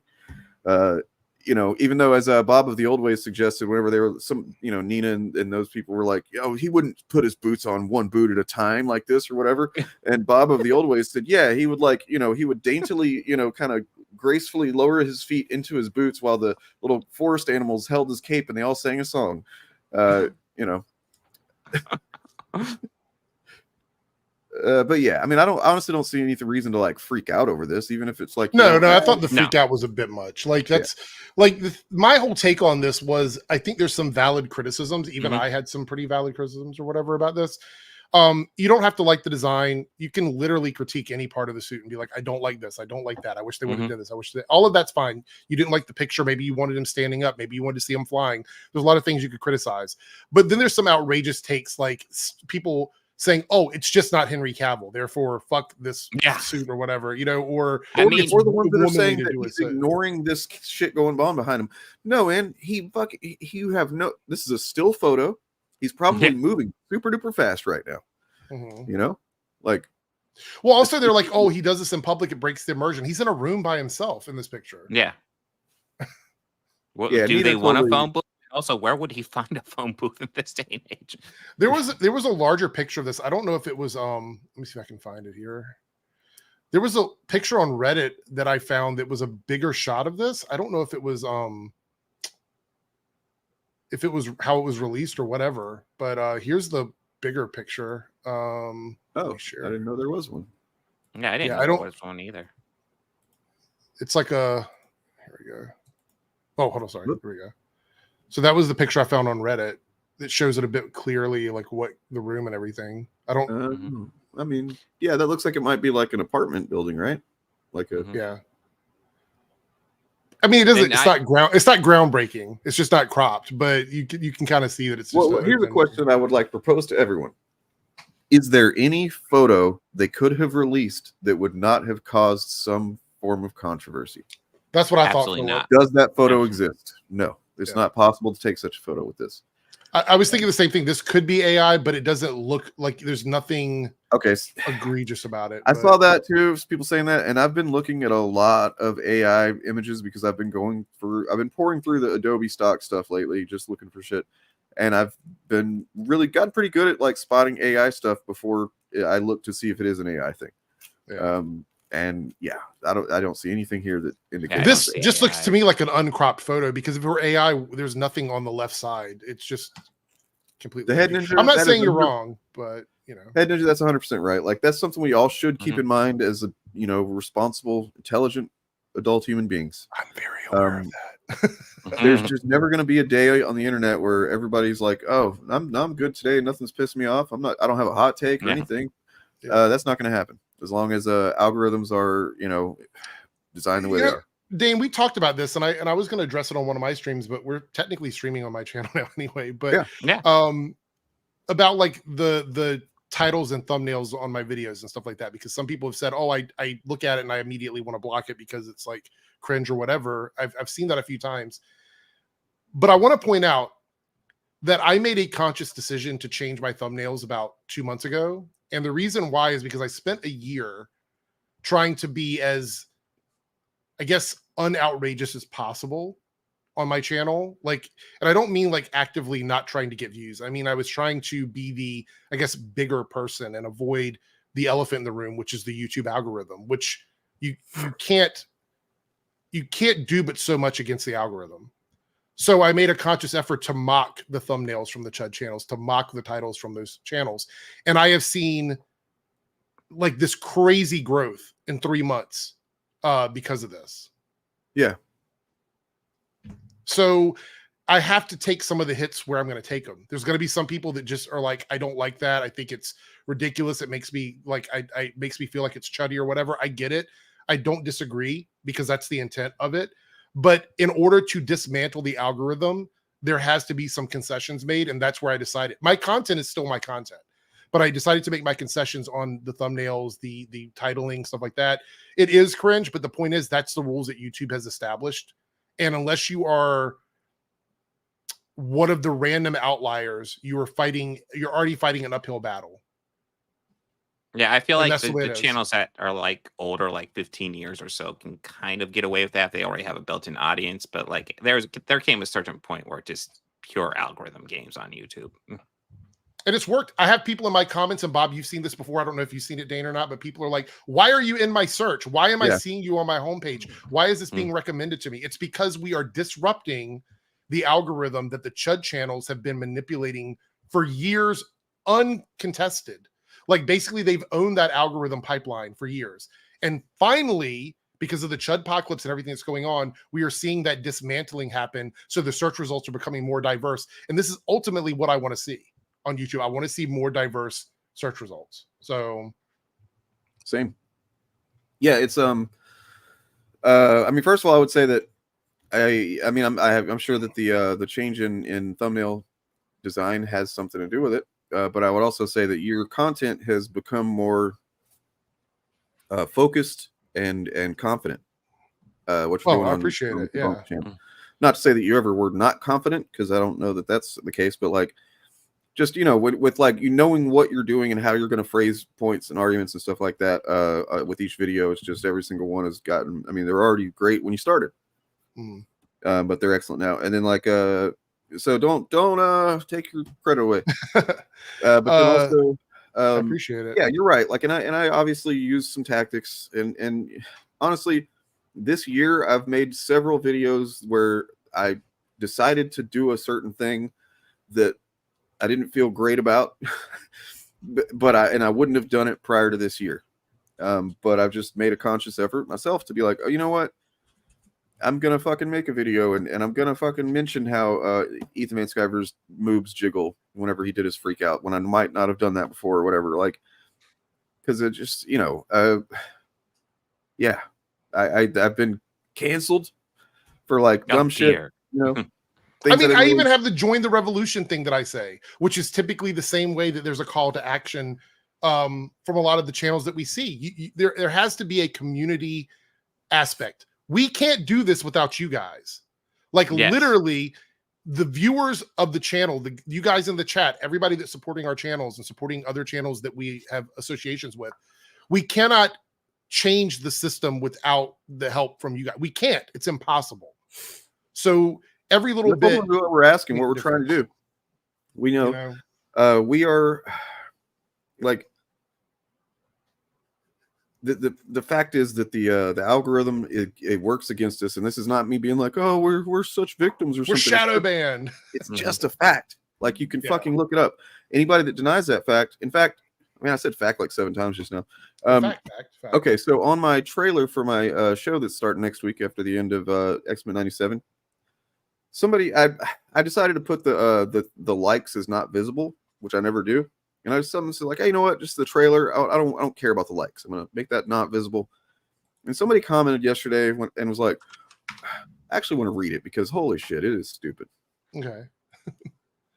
Oh, I just realized my video for today got scheduled to go out while we're live. That was a mistake. We're competing with your video. Oh, we're done. No, the video's not doing well. I should have saved. I should have gone and changed it. Oh, wow. Lucifer, thank you so much. Also, not going to lie, Eric's background and style looks better every time I see a video from him. I appreciate that. Thank you so much. Okay. So, yeah, this Uber Malice, which is cool name, man. I bet you don't have any problems. It sounds like somebody who's super reasonable and thoughtful. Disabling the vote. What an absolute Chad move. Accepting criticism is for losers. Never knowing you've been ratioed is for actual fandom. Good job. I was like, you know, it's not a vote, right? Like, it never was that. It was never a vote. And also, it doesn't do anything but give me engagement. And also, please downvote it, man. Like if you think I'm trying to hide something, I mean, when I just didn't want it to be, I don't know. I just felt like it shouldn't be a consideration for me or for ratios don't mean anything on YouTube. That just disables your ability to see the ratio. We can still see, and actually, you guys can't even see the ratio because those ratio apps are bullshit anyway. Oh, do you really feel toxic? I've been trying to be toxic, dude. Thank you. I've been working on it. But look, we can never be as toxic as this guy right here. Oh, look who's arrived. Oh, hey. All right, oh, all my right, God. boys. I Right, didn't The know you pillar. Hey. Pillar of Pillar Toxic has here. arrived. I can't stay oh. for too long. It is getting late over here, but I was hearing your discussion about the whole algorithmic side of things, and I just thought I'd hop on to Ooh. share share some words of wisdom and illustrate those with a fun little demonstration. It is obviously true that in today's like YouTube ecosystem, the deck is stacked against people who don't use the dirty tricks, and it is an uphill battle. But something came in the mail today, which I've been looking for a good place to show off. So I have something that proves definitively that even if the deck is stacked, there is an audience that wants to see good, thoughtful stuff. There is a demand for CHUD fucking nonsense, right? It's hard to get there, but there is an audience. There's at least 100,000 people who want to see that shit. Check this shit out, fellas. Yes. Nice. Yeah. Excellent. What a moment. Excellent, man. All right, it's not focusing very well. And the webcam wire isn't very long at all. Trying desperately to stay out of frame. Pillar play button. There we go. There we go. Let's go. Let's do this. Let's do this. Hold on. I gotta do this. There we go. Look at that. Fucking amazing. Nice. I'm telling you, the tides are turning. People want good shit. They want good shit. Yeah. They just need to be the path. I was trying to play some music. Sorry, it didn't work. Yeah, I almost got doxxed. Like I'll tell you the story because it was a real close call. I go downstairs and this come in a cardboard box that had YouTube written all over it. So the guy opens the door and he's like, "Oh, you a blogger or something?" And I'm like, "Yeah, something like that." So yeah, it was a pretty close call. Almost got found out. That's crazy. Yeah. Life on the edge. If they found out your name is really almost. Yeah, exactly. My name is Mr. Of Garbage. Yeah, all I had to do was slip, open the package Irish. Right there, reveal the YouTube name next to the shipping address, and fucking game over. Dunsky. I have to say, Pillar, like anytime I'm on Reddit and I'm scrolling through there and somebody brings up like a channel to like combat like a lot of times I see Critical Drinker as like you are like the good. You're like the anti-critical drinker. That's what the channel says. I've seen I think recently Jose's kind of stolen my thunder on that front, but yeah. Oh yeah. He deserves it. He deserves the thunder. He's been around a while. But I mean, you guys are making an impact. Like, you'll see those posts on places like Saltier Than Crate every now and then. Good channels that aren't this fucking nonsense. And I see that I pop up there a few times, but I don't think I've seen one of those in the past few sort of weeks or months that you guys haven't too. So I've definitely the one that I looked at not too long ago did not include any of us except for you. So I will find the one I saw and forward it on as a little morale boost. I mean, look, it's really it's mainly Turf Nation that I get pissed off for with something like that, because I kind of understand why the rest of us don't necessarily get picked up in the same way, because we do go right at these people, you know what I mean? And it's like I understand not wanting to hear anything about it. You know what I mean? Like that's why I'm not an X-Acto knife. You guys are like in the trenches. I'm a chainsaw. I'm not an X-Acto knife. So people that might not resonate with everybody. So it's I think my channel was probably on a better trajectory. It was more healthy whenever there was a period whenever I was making sure not to really mention names, but I would still address stuff. But I would also talk a lot more about, my relation to stuff. But like, I just got to the point where, I don't know, personally, I feel like I do pretty good as a sledgehammer, and sometimes you need a sledgehammer. Yeah, it's a tool for a reason. I actually feel like this community is better being more diversified in general. Like you have the content creators that do like what you do, Pillar, where it's like these like well thought out, documented, researched, like really thoughtful video essays, which I think are extremely creative. So you have that. You have Turf, who's very similar to what Pillar does, but with a more like laid back vibe to what Turf makes. And then you have Bob, who live streams a lot more than I could possibly ever live stream, where he keeps people entertained. That's that shit. I don't live stream that much. Yeah, but... no, but you have some good stuff. I mean, you do a lot of comic book related stuff, which I wish I could do more of, to be honest. You know, maybe I will. Maybe that'll be my goal for this summer, is to be more engaged with comic books. But then me, I'm more of a reactionary person. I feel like I like to react to the reactions, because then it's more of an honest take from me. Whenever I read scripts, people are like, "You are awful at reading scripts. Never do that again." So I've kind of stayed away from it because of that reason. But I did a pretty good job. We did that little acting skit for Pop Counterculture that I thought that was really actually good. great. Yeah, I got a drop from that right somewhere here.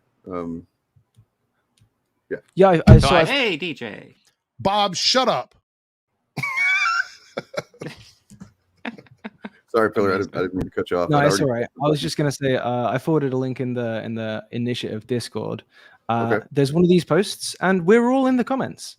Yeah. You know, sadly, I do take up a bit more space than some of the rest, but we are all there. Well, I mean, I will say, like, I just scrolled down Saltier Than Crate for a little bit, and fairly quickly I found this guy, which isn't like really directly referencing me, but somebody's making fun of one of the trolls in my comments. It's hilarious. Hell yeah. So it's like, hey, nice. So you voted it up to? too? Chill. Yeah, Chill of course. Yeah. Of Oh course. man. It's got to be done. Come on. You just got to lean on the scale a little bit. Yeah, of course. I get one vote too. So, Yeah, so just Pillar, making what is the next this big guy. thing you're working on? If you have anything in the pipeline, or Yeah, I got a couple things. The next big thing is my past few weeks have been consumed by. So every 2 months, I do a video that the topic of which is chosen by my Patreon supporters, and the most recent one, which they picked in March, so I'm a bit behind, is like a deep dive into Over the Hedge. You know, I don't know if it was really kind of. You guys would have been the demographic for it. Yeah, it's been a minute. It's been a minute. I have kids, so I. Yeah. Okay. So But you've yeah, seen it's Over the been a Hedge. while, yeah. But it's like, have any of you guys seen Community? Yes. Mm-hmm. So you know the Heart of Darkness episode where Annie's kind of like, the dean has to be a genius. If he isn't, I've wasted the last 2 weeks of my life. That's kind of how I feel about Over the Hedge at this point. You know, it has to be fantastic, because otherwise I've just gone nuts. But yeah, that's coming out soonish. Okay. I'm making a video about the new Ryan Gosling movie, the Fall Guy, Emily Blunt. It's kind of about that. It's kind of about like meta movies in general. Oh, and can I just plug something real quick? Please do. I started a podcast. It's pretty fresh still. The podcast, that's with a G. So I mean, if people are interested, I mean, it's low hanging fruit, but you got to pluck it. Yeah.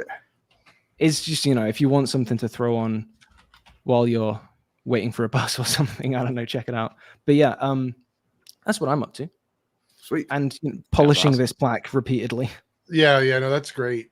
No, it's good. It's always, to me, it kind of injects a little bit of promise into what we're doing when we see things like that happening. And it couldn't have happened to a nicer pillar of garbage. Thank you. Really starting to doubt that self-applied label, man. I'm kind of. Are we going to change it? Is it going to be pillar of something? Is it always going to be pillar of garbage? I don't know. I'm very clever for mentioning that. Pillar of recycling, maybe. I don't know. Oh yeah. Okay. See, there we go. We're moving up. Take a green. Chariot, I wanted to speak to you about possibly doing a video together, so I will reach out to you about that. If you'd be also okay with that. Chariot, we should do our stream. We could do it Friday if you are available. The thing we tried to do a while back. Right, I'll let you boys crack on. I got to get to bed. Good luck. Congratulations, Pillar. Congratulations. Thank you Good night, very Manning. much. Congratulations. Bye. I'm trying to find where all that positivity was like an explosion. Yeah, that was really cool. What a champion. That's why we like to keep him around, because he's good for the engagement, good for the views. No, because he's a good guy. That's why. He doesn't have to get in the mud like I do. He's got actual talent. Cool, Chariot. Yeah, I'll reach out to you. I want to do some videos for Pride Month, get them made. So I'm trying to reach out to creators who might be interested in having some discussions. So, and if you ever need me for anything, which I don't know why you would, your content is amazing. But if you ever needed me for anything, let me know. I mean, are we excited for Marvel having allies on their covers for Pride Month? No, I'm not excited about that. That's pretty stupid, man. I mean, as an ally, I like put gay people on there, man. Shut the fuck up. What are you doing? That defeats the purpose. Are they still moving forward with that? I thought they were getting like dunked on so hard they might actually. Oh, did they kill I it? felt like it was I maybe thought too they were late by the time that. I mean, who knows? I feel like it's such a weird thing to do. Next month. Byron here says Pride Month is going to be a really battlefield for these anti-woke chuds. I'm already seeing some channels starting to, I guess, AstroTurf Pride Month is probably the best way to put it. Especially like obviously Airrick and Az have already. It's so funny. Airrick did like four anti-gay videos this past week, I think. I can't remember. Somebody pointed it out when they were looking through his channel, but yeah, 4 anti-gay videos this week, which was really weird. Because he hadn't done any for a minute. I think he let me get to him and he stopped uploading those clips, but now he's back at doing it again. And he's like, with Pride Month literally right around the corner, I'm like, we are just into May.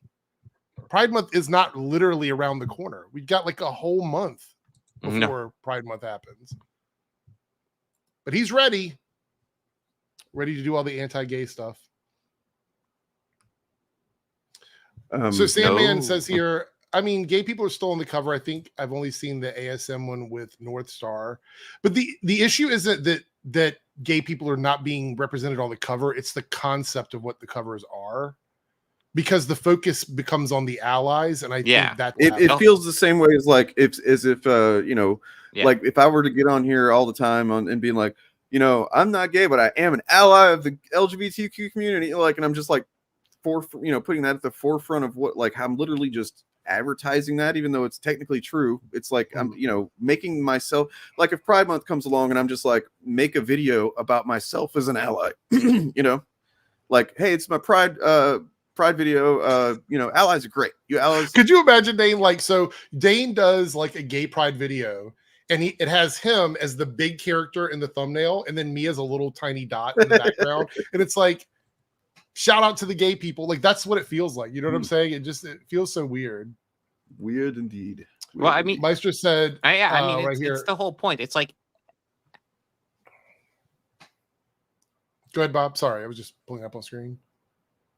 I was just gonna say, any month of the year you can get a Spider-Man cover, a Daredevil cover. The whole point of Pride Month is that you represent something besides that. It's like,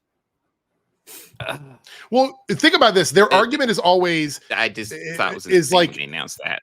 Why take other characters when you could just promote the ones that are already gay, or they're supporting gay characters, right? Those are the ones that they are okay with gay people being, or like supporting characters. So they have a month where they have opportunity to take characters that are not holding their own titles. Maybe they're a supporting character in a book. Maybe they're getting a mini run for Pride Month or something. Why are they sharing the covers with allies if we're supposed to be like relying on gay characters being present and lead characters in their own stories? Why are we okay with that? Grambo goes, as if this moment there's going to be more people who are homo and bi individuals will leave the community because of how far the culture war has gone, and this is where the chuds will use this. What? I'm not sure I understand that. As of this moment, there's going to be more people who are homo and bi individuals will leave the community because of how far the culture war has gotten, and this is where the chuds will use this. I feel like you're maybe a little lost in the algorithm sauce. I don't totally understand, Grambo. Sorry. What are you're saying that gay and bi people are going to leave the community of being gay and bi? Is that what that meant? I'm not totally sure. Not totally sure. Well, anyway, I'm an ally and I'm awesome. So, and you're awesome, and you will be featured on the thumbnail. Yep. So BL, so I'm going to sort of call you Hayes, if that's okay. It's kind of the iffy side of virtue signaling. Nothing wrong with signaling virtues, but there are advantageous and disadvantageous ways of doing it. Yeah, I agree. I agree with that. And the way I see it is that like last year, what do? We did a stream dedicated to Star Trek and the history of LGBTQ representation with Star Trek, and our favorite episodes and stuff like that. And I feel like anything that doesn't center actual gay people and queer people in general, like is just, it's a mistake. Like if you want to have a conversation amongst that about like how to be an ally, then I mean I think a LGBTQ person should lead that conversation. You know what I mean? I think he's saying that chuds will use this cover divisiveness of these covers to their advantage is what they're saying. So, I mean, the fact is, I've made this point before because somebody's like, oh, they're just going to use that. And it's like, they're going to use anything. So like trying to get ahead of them and like go, well, we shouldn't do this because they might use that as to grift. They're going to use whatever to grift. You can't stop them. No way to fucking like, and then honestly, like you're gonna drive yourself insane. Anybody would drive themselves insane trying to go like, I can't do that because what if they grift on that, or what if they say this, what if they say that? They're fascists. You can't. That's why I stopped giving a shit. That's why I stopped giving a shit. I say what I'm going to say because it doesn't fucking matter to them. You just have to fucking charge ahead and do the thing you're going to. I mean, yes, if you articulate your point perfectly, like seamlessly, no holes, then it just comes down to, oh, you have a shitty voice. Oh, you have a bad setup. We've all heard it doesn't that, right? matter. They Or will when go like after Ripper whatever, vs. Goalpost despite said that whatever. you were being emotional in a clip, and it's like you were just sitting there reading something, and I'm like, what the fuck is this? Or like when Hypnotic said I was triggered by something when I was super fucking calm in the video. By the way, guys, have you noticed DJ? His voice sounds way better right now because he got a new microphone, and it's like it's picking up the fucking bass tones in there. No, I don't. And, no, I don't. Yeah, no, you sound much better, dude. You sound less soy. You sound less soy today, is what it is. I'm going for more soy. We're more feminine today. Besides, look, there's, who's really soy. Is there a drop? If you haven't seen that video, guys, you should watch it. It's on my channel. It's called Ethan Van Sciver Soy Rages So Hard That He Becomes a Law Cow or something like that. Is it the one where he like hits his camera or whatever? Yeah. And then the freaking owner of Kiwi Farms is just like, you just need to watch it. It's amazing. I still don't totally understand that clip. I missed the context of that full moment. I know what was happening, like he was reacting to Airrick and Az, but his emotional like slamming of the camera, was there something that led up to that, or is it literally like a light switch? Because I didn't see anything else other than that clip. It's literally just that. Like I say that in the video. It's like I wish there was something that made more sense. The best, I mean, maybe he was doing it performatively, but I do think it kind of came out from a real place. What I think it is that he just really doesn't like that they're still getting any attention at all, and that they're kind of just doing his grift. Yeah. They're doing a whole show about how gay people are bad, which is Ethan's been doing that show for years now. Now, as far as I could tell, if I had to guess, I would say it suddenly struck him. Like he's watching these guys, and freaking Az in particular, just being an idiot and realizing how much more popular they are. And just in that moment, he suddenly just had a fit about it. Is that true? That'd be my guess, but I don't know. This is all speculation. Oh. I do know that Ethan's trash cast on average beats Flashcast in viewers. I do know that. But I also know that depending on which channel Rip and Silverback are on, the numbers fluctuate. When it's on Eric's channel, it gets like over 2,000 viewers usually when it's on. But I don't think it gets as many on Az's channel. I think it's just under 2,000 on Az's channel. But it fluctuates, so I have no idea. I do know that today I was banned from their channel. Nice. Yeah, what was up with that, man? Let's show that. I literally, so like someone messaged me and they said they were talking about stuff that sounded SJW, like during their stream. Like they were talking about online harassment campaigns and stuff like that. So I went in there and I listened for about 10 minutes. And they're like, oh, you shouldn't go after people's real lives. You shouldn't talk about them because you never know if they're going to self-delete. You shouldn't harass people and well, do all wow. this other stuff. Bob, do you have anything to say about that? Or about Eric saying you shouldn't go after people's personal lives and stuff? I'm missing context. Nope, that's just it. He was on his stream. They were talking about, okay, so the whole argument was about the Alyssa Mercante stuff, about Grums and the person that made the bounty thing and all this other shit.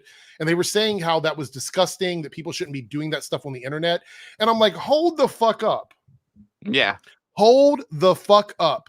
We have been saying for years now that these guys say stuff and people that follow them may actually do something about it. We've been saying this, and that was what their whole argument was. It's like, regardless of whether or not this person who made a joke about a bounty would actually do anything, somebody that watches them could take it seriously and do something. Yeah, you're fucking right. And they know that. They know and that. We've been saying that for years. You're right, but we've been saying that for years. They've never said this, though. They've never virtue signaled like this. This is new for them, like, in my opinion.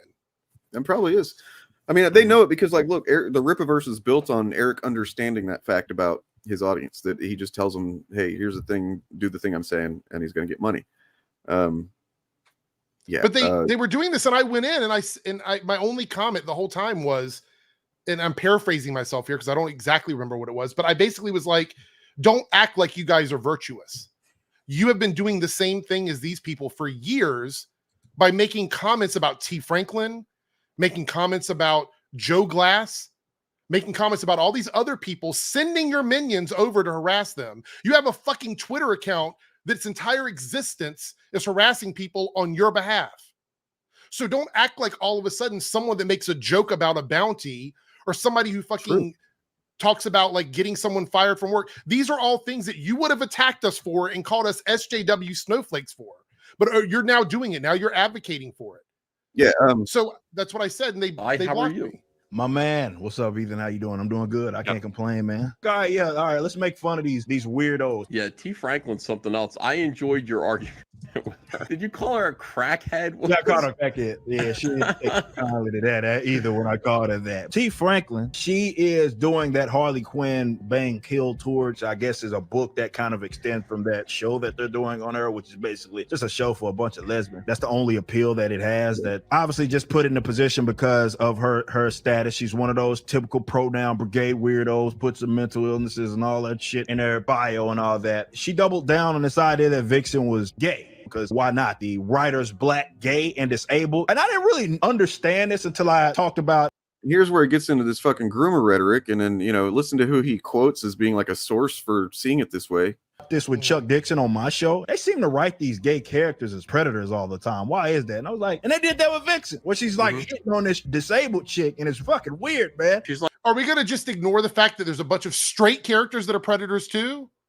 Are we just gonna ignore that? The villains are straight, the villains are cisgendered, but somehow this particular time, it's like all these characters are written this way.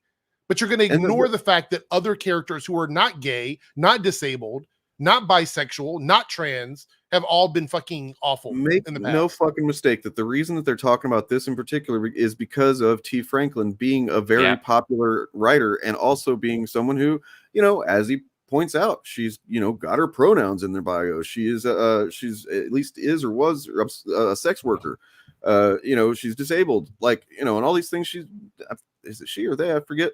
But like, nonetheless, it's like none of that is something that she hides behind or hides, and it's all right there. And that's the stuff that just by mentioning her into their minds, in their audience's minds, they just like, oh, that's everything we hate all at once. You know what I mean? Like, that's the reason that he's fucking talking about this book. Well, the other thing is that Ethan Van Sciver has gone on record now saying, at least recently, that people like writers like T. Franklin and other SJW writers are better than Airrick July. And that conversation, they're laughing about it. And now Ethan is like, oh, no, they're way better writers than Airrick July, because that's just the truth. I mean, that's just the truth. I have a clip, I can find where he literally is talking shit on Alpha Core or something. And he's just like, you know, this is bad or whatever. And he's like, look, you know, this is way worse than anything that they're doing over at Marvel DC. He's like, that stuff's still bad, because then he had make sure to get his digs in there. But like, he does acknowledge that it is better. So, but I was basically banned from their chat for like pointing out that they've engaged in the same stuff. And I had immediately I was that those screenshots. If you're cool with me showing them, yeah, I don't care. You can show them. But yeah, it was just like one of those things where I'm like, I come in, I say this to you, like, this is what I said. Although I agree that people shouldn't joke about any of this shit, meaning all of the harassment that we've been dealing with from people. You guys are also responsible for other people going out and harassing people because of stuff you said, so don't act so virtuous. I was immediately timed out or blocked or whatever. I did a bad crop on this one, but you can see over there on the right, you have been placed in timeout by the owner of this video or a moderator. Yikes. That was the only thing I said in the Cancel whole culture. fucking stream. Cancel Where's the culture. freedom of speech? Where's it at? Free speech. I thought we were Don't free worry. speech absolutist over here on the Rip and Yeah. Silverback channel. Lots of fans of these guys will stand up and be like, hey, that was uncalled for. You have to let him speak. I didn't call them names. I didn't say anything. I didn't curse them out. I simply called them out on their bullshit and immediately timed out, banned, blocked, whatever you want to call it. And the thing was, the chat was asking me to explain or give examples, which I have a lot of receipts. And I would have done that, but I couldn't respond to anybody. I just noticed one of the comments above where you got banned here or timed out. They want you dead. They And keep I'm saying this, and what does that even mean? They're just like, do they think that they're you, or you know what I mean? Like what? Nobody. I see these videos. Actor wants something dead. It's like, what are we doing at this point? How is that any different than any of this other shit? They're intentionally ratcheting up the rhetoric, is what it genuinely really is. They've ratcheted up the rhetoric. We called it.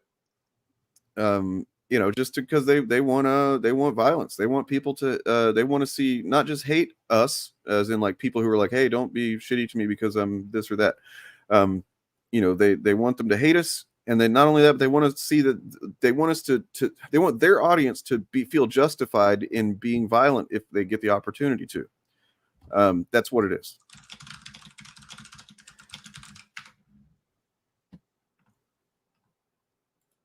Anyway, in case anybody is not familiar with this little clip, I'm just going to play this because it's enlightening. It's fun. I was just going to say, in case anybody wants to know if Eric has a group of people who will go after somebody, just look at the comment section of our debate on my channel. Yeah, we actually have a video where we looked at the comments on our channels that we got after the debate. And then Eric went on to make a video where he essentially just like summoned the boys, you know, as in like a Critical Drinker, Gary, fucking Razorfist randomly. Yeah, you know, and like all of our channels got heavily bombarded after that, and we were like, we should look at some of our filtered comments on stream, and we did. Maybe we should do that again sometime. That might I be didn't fun. even like. I pulled some filtered stuff, but a lot of my stuff wasn't even filtered, and it was still pretty fucking vile.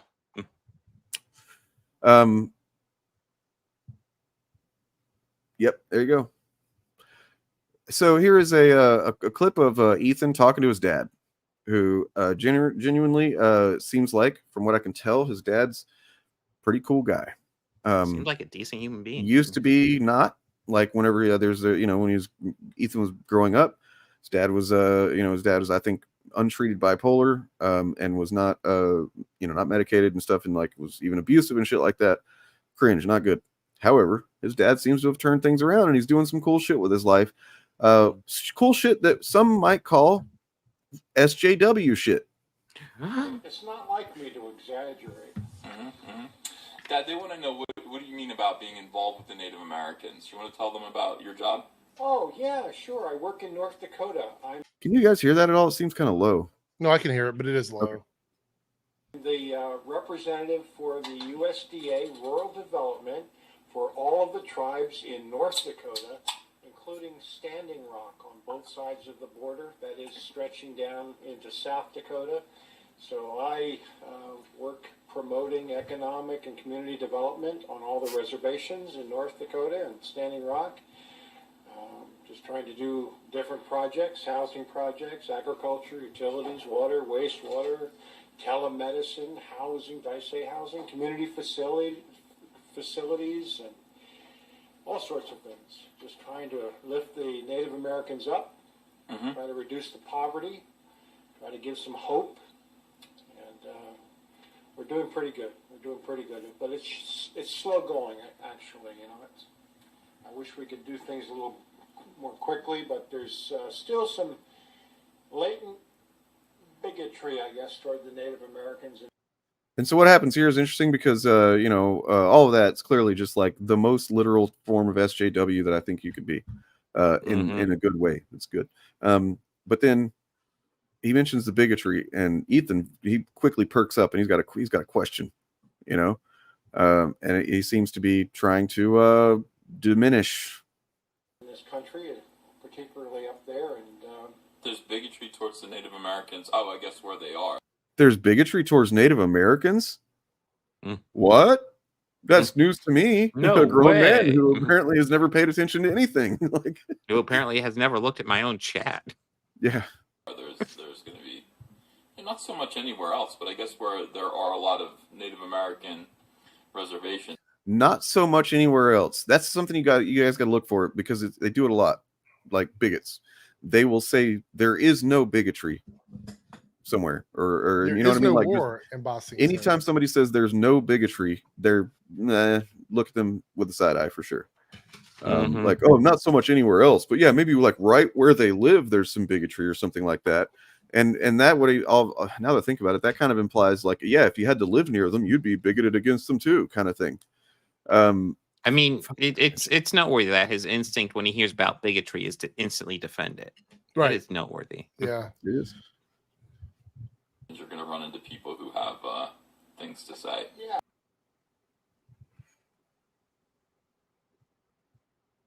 Yeah, anyway, you know, so my question is all of this, and Holiday Van Sciver, I think that's his name he had listed there. Love to have an interview, have a chat with you. You know, would love to talk to Holiday or Noah Van Sciver. That would be amazing. Talk to either one of those guys. But yeah, is Ethan's whole thing just like a rebellion against Dad? Maybe. I've sometimes wondered about that. I just looked at the clock. I actually have to get ready and leave for work because it's after 7 for me. Fair enough, man. So I'm gonna take off. But thanks everybody for watching. If you're watching, Yeah. are you guys staying live for a bit longer? I think maybe. Let's see, what we 2 hours now. Yeah. I mean, I was thinking we should probably at least briefly talk about what the biggest L they are taking is, and that's X-Men 97. Well, I don't want to talk about it too much because I'm talking about that a good bit next week in a video that's. Oh, okay. But yeah, they are taking big L's though from X-Men 97. Yeah, That's a big one, so. huge. Anyway, but you guys keep watching on my channel. Thank you so much, everybody, from all of our channels for watching. Mine's still going to stay on until they're done. I got to go to work. I have to actually make some money so I can keep the lights on here. Money. So I could do that. But anyway, I'll chat with you guys later on, and see everyone later. Bye. Yes, that was Ethan's Bye, dad. DJ. Yeah. Believe it or not. Okay, so hold on. Before we do the X-Men thing, before we do that, I want to do something. Real quick. Ooh. Don't get me excited. Ooh-wee.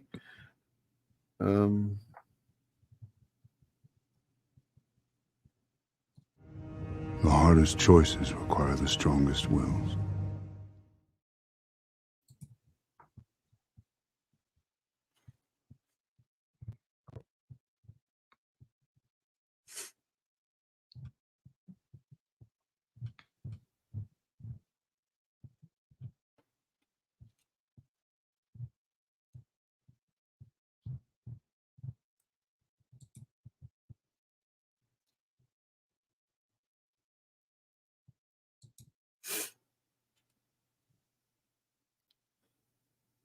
Da-na-na-na-na-na.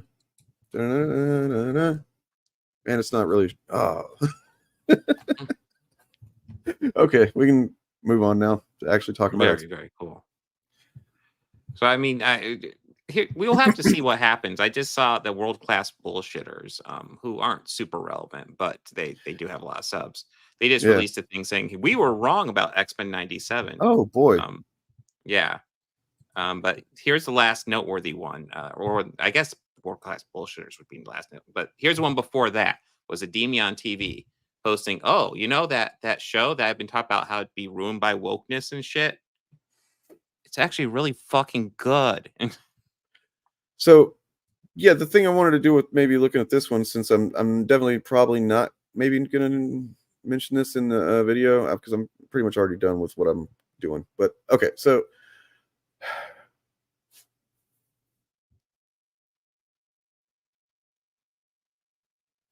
no weak men, no girl Yeah. bosses, no nonsense pandering, none of it. Just Is good old this what fashioned you're storytelling. judging shows by?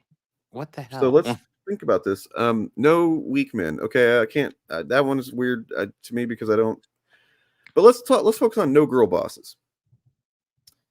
Storm's kind of a girl Rogue. boss. Rogue Rogue's literally kind of a has girl the boss, yeah. powers. Hold on. Yeah. Rogue has the exact fucking powers of a character that they call a girl boss, Yeah, true. being Ms. Marvel, Captain Marvel. If for anybody that's not aware, Rogue's mutant power is not super strength, not durability, not flight. Those are not her mutant powers.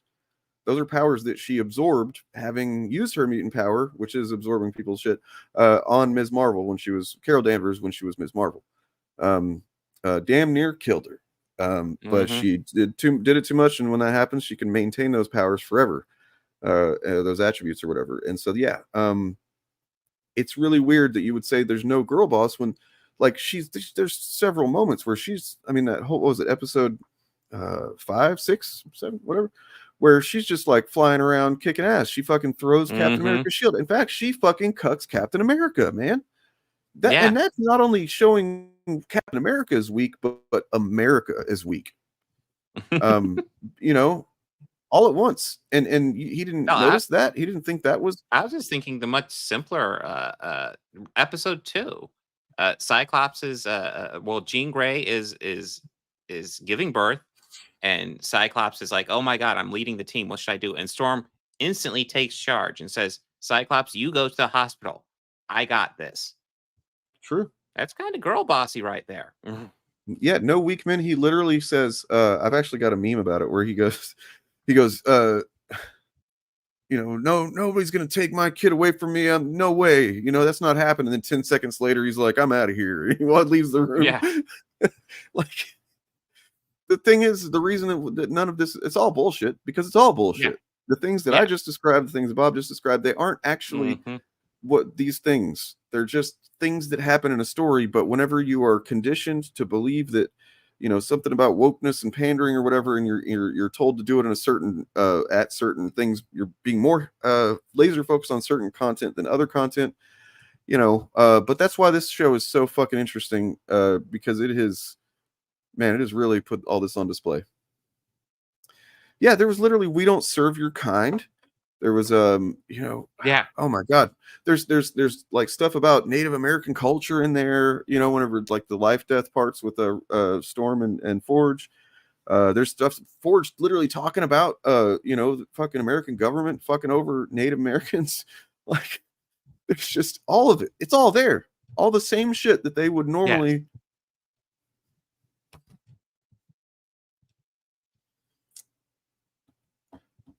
I'm also surprised that nobody really mentioned that I've seen clearly, and I did check and verify. Mojo's not performed by a man anymore. It was a man originally. Now Mojo's performed by a woman. We don't talk about Mojo. Yeah, I guess we don't. Yeah, of course, all of that, everything that's on the show is in the comics more or less in some way, shape, or form. But that's not the point. Yeah. And then, I mean, it's we kind can of also light go on to that. the Except for first the one little did that, character and I can't. It also, I mean, more shows that they were wrong. They were saying, let's look at some thumbnails real quick, actually, since I have it all here. Go ahead, Bob. Do your thing. I was just gonna say, so here's Yellow Flash doing the same thing. By the way, I can't actually show you the direct tweet because he blocked us. He blocked all of us, despite never ever having a direct interaction with the fucking dude. Crazy, man. It's almost like he knew what he was doing was kind of fucking grifty. Yes. The fact is, this show is so good that it's hard. Like, it's gonna be hard to convince people that this show's bad. Like, you can do it kind of maybe with shows like Obi-Wan Kenobi, which are good, but like definitely have some flaws.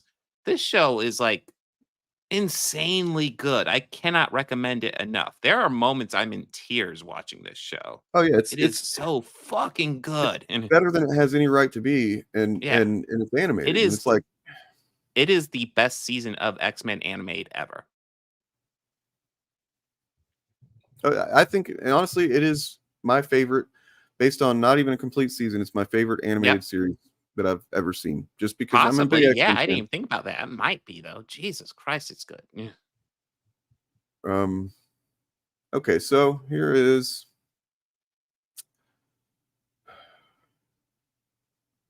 this is who the fuck is this? I don't know. Data Tracer.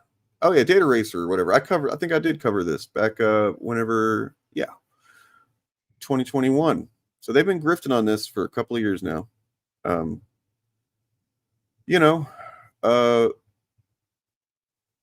that. Whoops. Where's the other one? There it is. Here's this one. X-Men 97 already ruined by wokeness because of Morph. Oh, what about X-Men 97 creator fired by Disney, woke on woke crime? Like, it doesn't, like, especially this fucking guy, literally all he does is it just finds a way to put woke in the fucking title. He's not even trying. Like,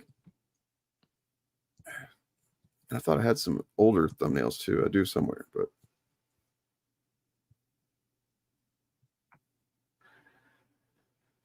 point being, they grifted on Morph hard whenever it was, came out that Morph was going to be non-binary, and that not only that, but Morph is going to have a strong relationship with Wolverine or something like that, they said. So clearly they made Wolverine gay. That's what they were saying. They made him gay. Oh, here we go. It's a little collage thing that I was going to use as a thumbnail maybe. Now I can't because I'm going to show it on stream. But you can still use it. No, it must all be a surprise. Social Justice Nightmare. That's a Vera Dark. She's a fucking idiot. They made him gay. This is Yellow Flash. This is a Yellow Flash thumbnail. They made him gay. Forced queer ideology. Not again. They woked it up. Tyrone Magnus, who isn't even remotely the worst of one of these guys. He's once just kind of an idiot. He very quickly was like, "This show's really good." He said, "I don't think they did any woke stuff in it or anything," but he's included in my video, believe me.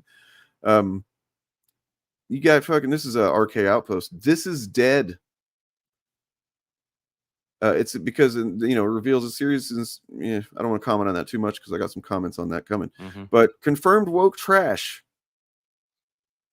Oh, by the way, you can see in that thumbnail where it says X-Men 97 executive producer reveals a series story informed by experiences as gay black man. Now he's actually come out and explained that, and it's literally the best episode so far. Like, holy shit! And that was the one that's a big part of my video, or at least a sizable chunk of it is about that point. Because they were saying, oh, it's informed by.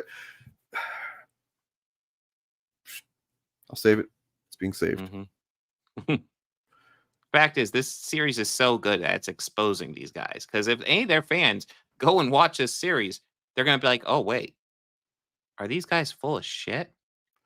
And that's the trick, because they fucking The are. answer is yes. They are full of shit. They were just like entirely full of some shit. With that in mind, I kind of would like to just real quick, for now that we got a bunch of people watching. We still have a bunch of people watching? 90. Okay. I'm going to play this trailer again.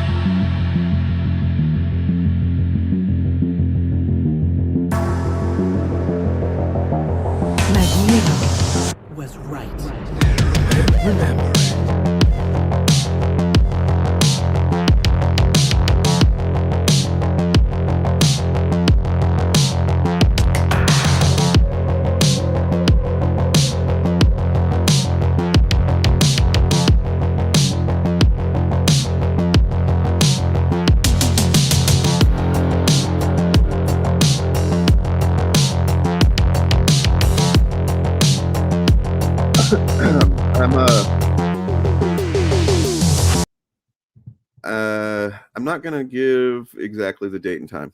I can't. Gonna save myself. It's gonna be after the final episode, within a couple of days. That's what I'll say. Because I just want to make sure that I have a little bit of a leeway if I am getting to being complete with the edit, which I'm getting close anyway. And then I just decide that I want to include something or I want to cut something, and then I'm suddenly like finding myself working a little against the clock. I don't want to do that. That sucks. So just subscribe, hit the notification thing, and you won't miss it. Mhm.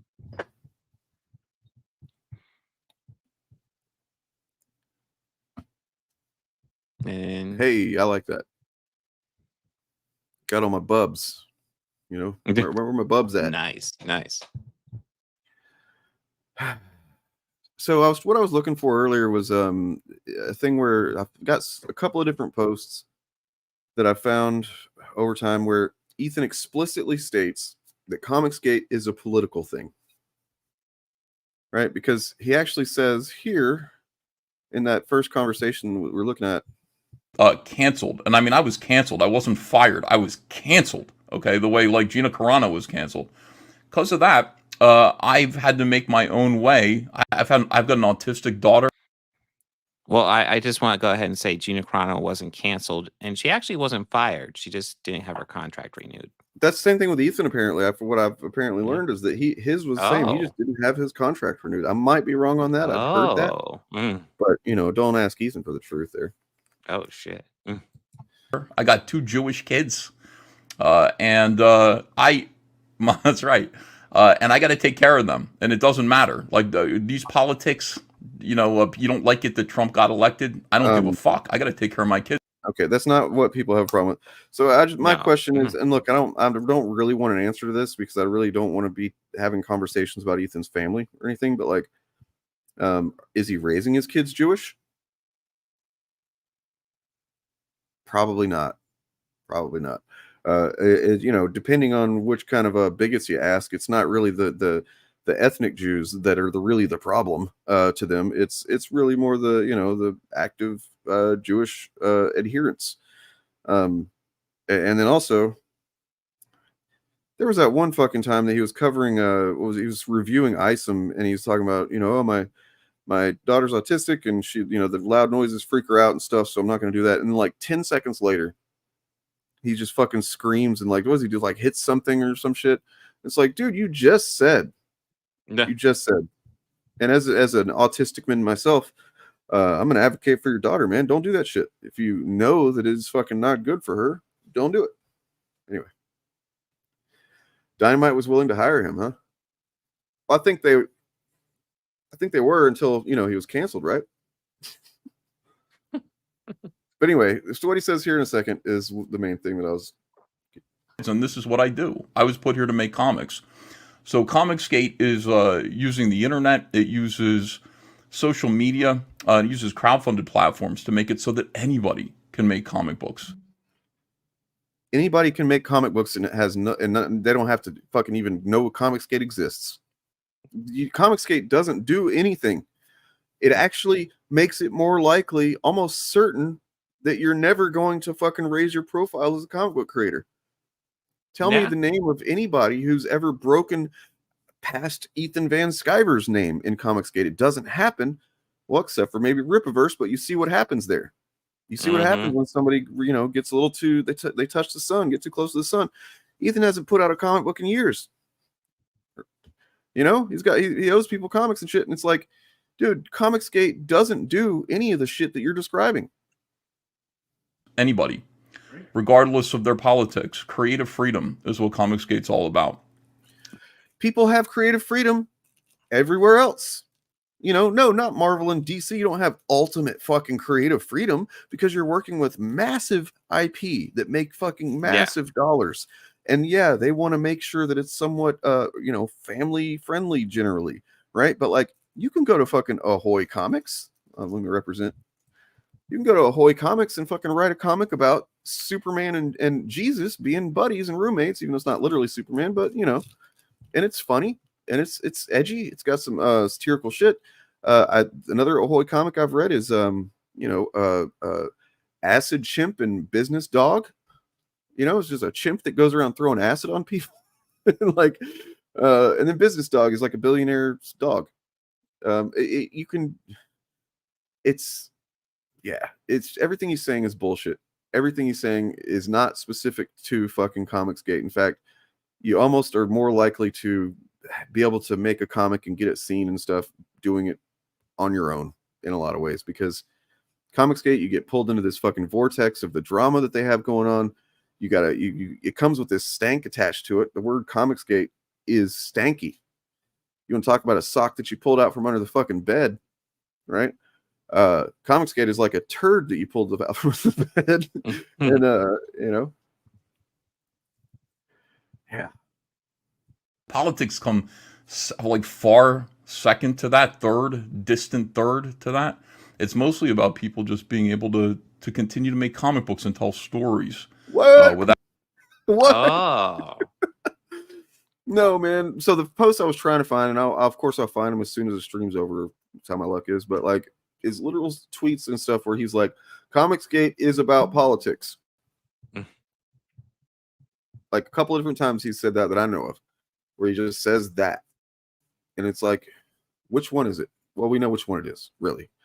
It's not about making comics, because where's the comics? But anyway.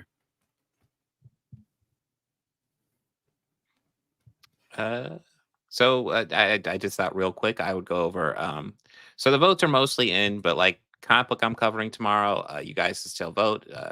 Last Ronin 4's got large lead, so that's pretty much locked in. But if you have some alt accounts and want to jump in there and try to switch it, you can. And then we got Ultimate Universe #1 for Marvel book. And then Sunday I will be streaming as well, and we'll get new books in. I'm thinking about maybe doing like a blood hunt maybe theme for the comics on that day. Because goddamn, that first issue was cool, and I'm kind of interested to dive into some of the tie-ins.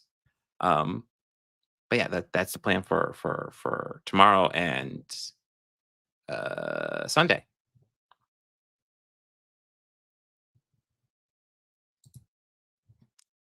Yeah, I mean, obviously, if anybody feels like I went after his kids there, I don't feel that's what I did. I was addressing. No, I don't feel like you did either.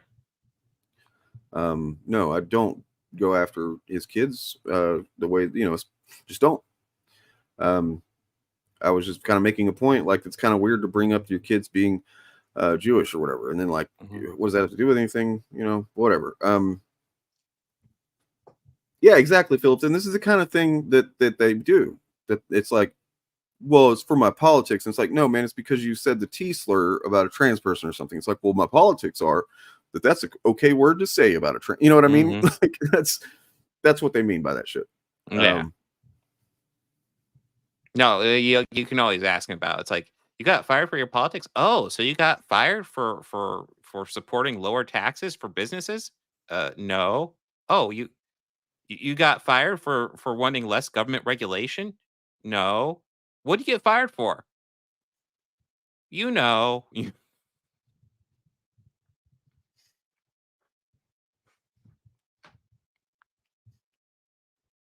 Sorry, finally got the text that my girlfriend finalized the car situation, so that's cool. Ooh.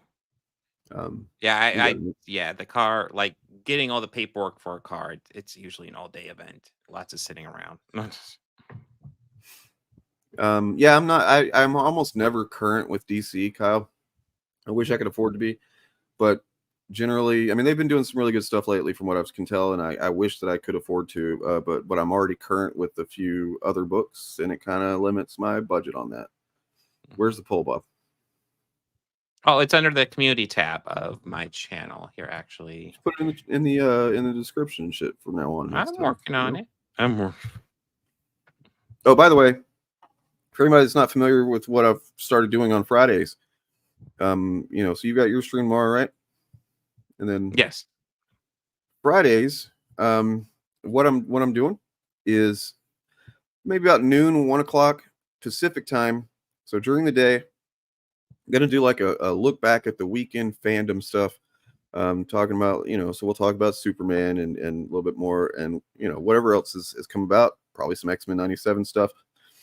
And then also I'm going to use that as an opportunity to kind of look at the other initiative guys, like here's what videos were released this week, as well as just recommendations for content, stuff like that.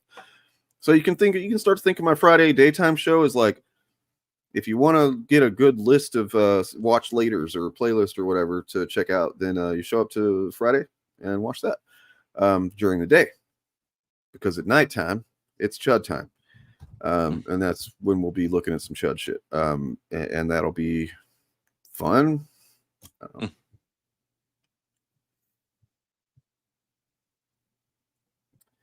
I am riding. Yes. True. I'm riding a bike, like the one on It's Always Sunny, like Max workout bike. Ass Pounder 5000. Oh, Jesus.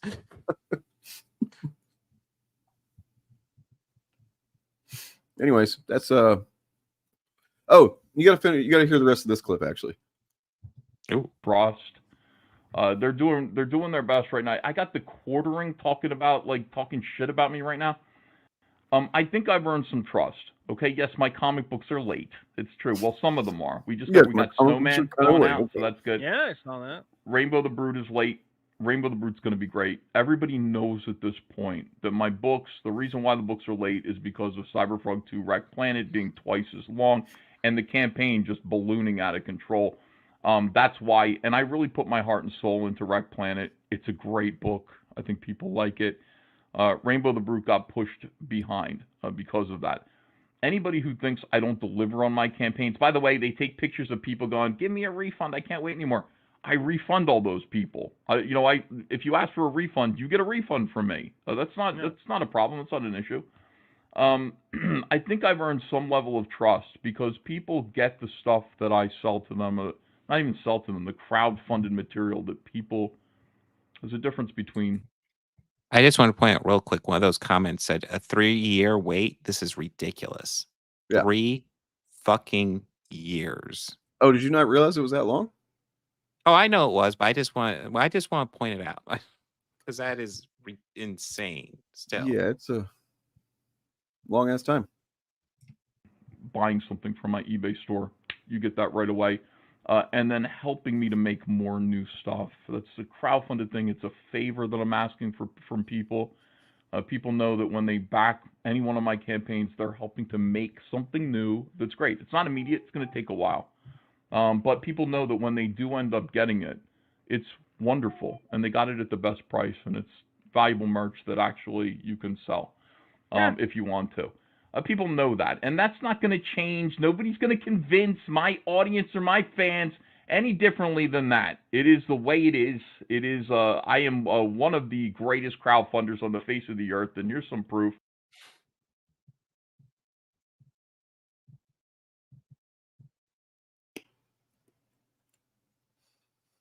Oh my God, so many books. World of Conan for €5 says, oh, come on. Okay, I'll look into that. A lot of people ask why. Why treat the customer this way? Why? Because fuck them, that's why. When Dave Chappelle was funny. Dave Chappelle, when he was funny, yes. And he can be again. He just needs to stop with the shit. Here is another clip that's not about that.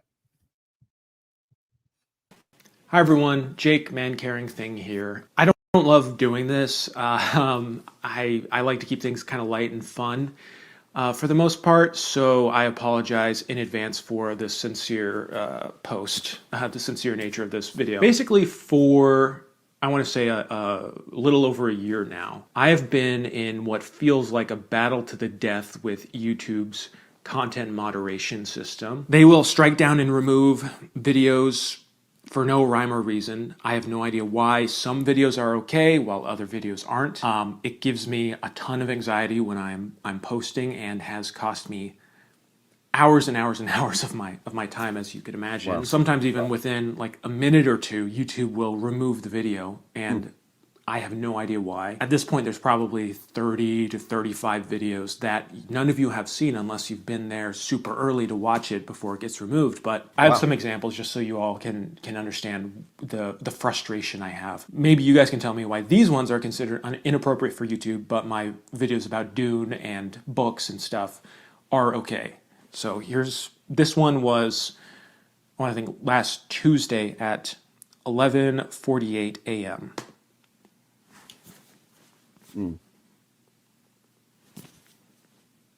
Why? Literally, I mean, I try to understand like what's going on. It's a statement. It's just a statement. And for some reason, YouTube thinks that it's inappropriate for this platform. While my video about Dune Part 2 is okay. With the platform I do have connections at YouTube. People I can. This is Man Carrying Thing, and I can't recommend you subscribe to him enough. There's almost nobody that I would, like, because most of his videos are like 30 seconds, and they're fucking awesome. Every single one of them that's that long is hilarious generally, and makes a strong point about something. This is one of his longer ones, but he's like, he's kind of a book YouTuber is what I think what he started out as, and yeah, but now he just posts great 30-second, 40-second videos generally. Reach out to. And even they have been incredibly opaque with me. They can't tell me why these videos are getting taken down. And it's driving me insane. Literally, it's driving me insane. Here's another one. So I had to blur the title of it because I don't want this video to get taken down. Basically, the title of the video is a very, very, very, very famous politician's address. And then the thumbnail just says, "Do it." I'm not saying what to do. It's just do it. It's a statement. I sweep the floors, go to the mall, do something. Do it. I don't know. There's no inherent threat there or anything. I mean, at this point, it's just starting to feel personal. Like YouTube is trying to kill my channel. Like YouTube just doesn't want me to be creative. He's not the only one though, guys. This is a real thing that's happening. Okay, like it's all over the place. Heard that YouTube channels have a life cycle, and although not applicable to every creator, it seems as though Shillversity may be coming to its end. Right? Shillversity is dying, and I genuinely believe it is not for the lack of content that is tremendous in its quality. Indeed, much of the feedback we get, really, the vast majority of it, certainly the vast majority that isn't disingenuous, says it's the best content we've ever made. And the other content that we made 4 or 5 years ago was really phenomenal as well. Clearly there are hundreds of millions of people who want to consume this content, who think it's good, think it's some of the best content ever made by anyone. But YouTube isn't serving those people recommendations, right? Okay. This is really phenomenal, high-quality content. People love it, and it's really expensive to make. Filming ninja training doesn't come cheap, but for reasons that are unclear, YouTube has tanked my channel and I'm going broke. It's quite literally only because of our most dedicated 6,000 Patreon subscribers that we've managed to keep the podcast going. Because that's not cheap to run, even though you might think it would be. Because Alf Gala and Dr. Streeth, they charge per word. That's how it's done in Australia, which is where I am right now. So what happened, right, was there was an abrupt downward trend on my channel starting in January, and it looks almost certainly like YouTube is deliberately destroying my channel because they don't like some of the, frankly, very reasonable things to say, all implied by the way, because I wouldn't say what I really think directly, about the 19th Amendment. We all know this has been going on forever with YouTube, silencing perspectives they don't like, but it especially matters now that it has happened to me. They like to frame me as being an extreme right-winger, but that's disingenuous. I'm really a middle-of-the-road conservative who sees the obvious truth that women like being in the kitchen. It's just true. I'm not saying it should be or shouldn't be, I'm just saying women love it. It's not anti-woman to say objective truths, even if they are unpalatable to the woke left mob. The objective truth is that women are lesser. That's just biologics. It's like to say if I was racist just because I said, and no judgment, but black people, and the effect has been devastating, right? because I've had to take money out of my novel profits. It's a great novel, by the way. It's called Lolita Ties Her Shoelaces, a coffee table book. His book is called And Lolita. of course, there are negative reviews of it. It would be weird if there wouldn't be, would there? But a lot of them are disingenuous, so that's encouraging. But I've had to take money from that, that should have just been mine. I've had to take. This book has a lot of talk about rape in it, like a lot, which is apparently, from what I understand, also true about Shea Diversity's. Oh my book. God. In rape, and then also just like underage kind of stuff. Like, so yeah, cool, Shay. Anyway, It's yeah, this not is George cringe at Rockoff all. Smith.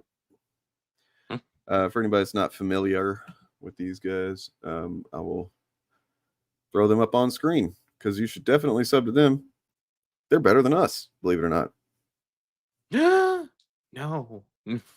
There's that guy. He's been doing it a while, man. He was one of the first YouTubers that I really like watched on a regular basis when I got onto YouTube, like watching YouTube content. Talks a lot about movies and stuff.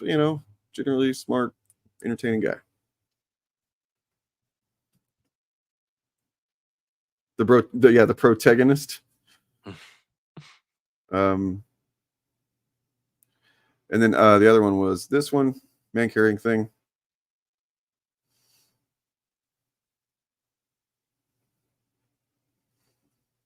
Yeah, lots of very short but worth it videos. Oh, there's a woman carrying man thing? What? What? Is this oh my God. The whole world has changed. No, here you go. That's all I got. I just wanted to share those because they're funny. Guys, make sure to like, subscribe, algorithm stuff. It's all great. Oh yeah. Or if you're, that's if right. you're hate Algorithm watching, stuff. hit us with that dislike stuff because oh God, that hurts us so bad. It hurts our feelings so bad. Yeah. Pure cope. In fact, if you dislike this video, it might really hurt me. But you know what really hurts me is when I get new patrons or members. Oh God! If you do that, it's good. Like it hurts. It hurts really bad. So make sure to sign up. Yeah, like the best way to fuck over me, honestly, is to put me in a higher tax bracket, income bracket. Yeah. Like that's gonna be a real pain in the ass, damn guys. it. Like Extra paperwork, man. Can you imagine? I got to deal with the maybe a new IRS. house, and but shit. Are you whatever. kidding me? I hate Damn dealing with the government. You don't do it. Don't you do it. Also, let's see. One other thing.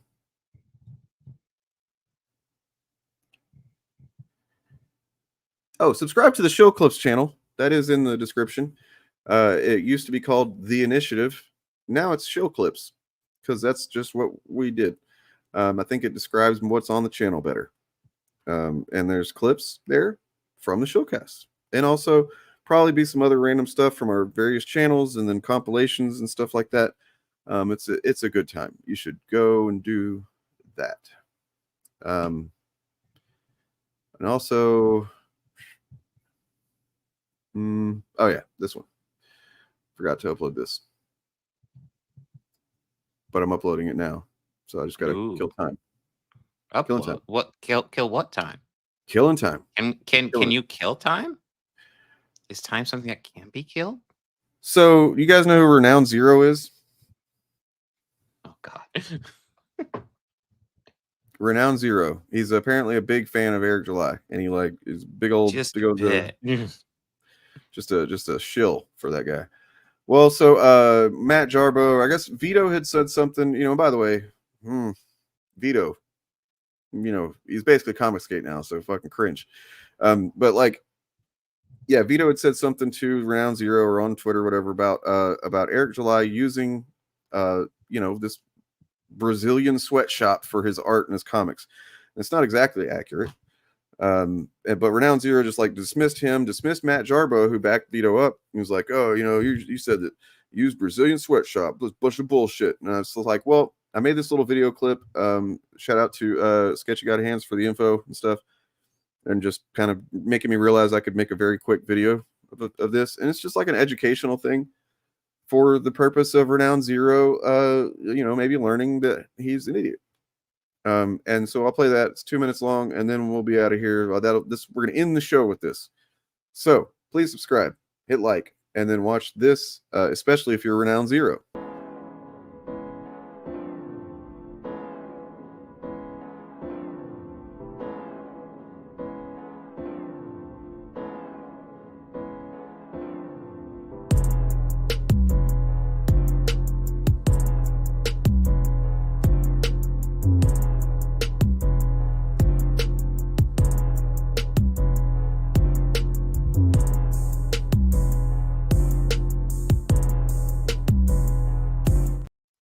Hold on. I'm sorry. I saw this in chat, and are you the guy that's been emailing us your videos, man? Like trying to get us, I guess, just like desperate to get us to react to them? Did you get those too, Bob? Oh yeah. Like, Are you they're talking not about even like the stuff on Man in the High Tower? Is that the same guy? I'm not sure. I think that's a different guy. I just want to fucking state clearly, man, like, we are not gonna just like, because you request us to review your CHUD content, fucking gonna request it or we're gonna review it or whatever. Like, and especially if you're not like a substantial, platform, and that's not like a clout thing. We don't want to platform anybody. I mean, it is a platform thing. We don't want to give everybody a platform but yeah, man, it really does come off kind of desperate, and it makes He says it's not him. So, but do what? He says it's not him. So you're not the Mr. Anti-Idiotic that has emailed me with a YouTube channel. And you're like, here, look at this content, because that is the exact name of a guy who's emailed me. All right, fine, whatever. All right, fair enough, man. Well, get a new name, I guess. Yeah, I fair don't. enough. I My have bad. an email from that. So I swear to God, I can show you the emails though, because I'm like, what is happening? Oh no, here? I'm sure you have.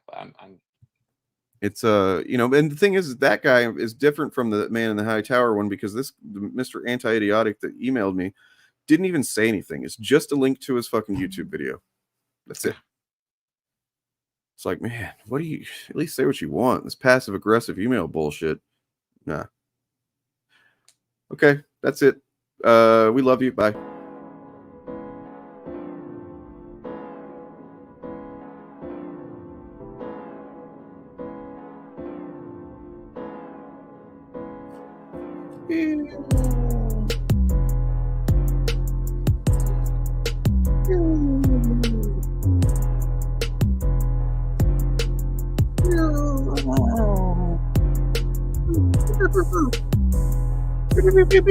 I'm shooting you, Bob. Can you hear me?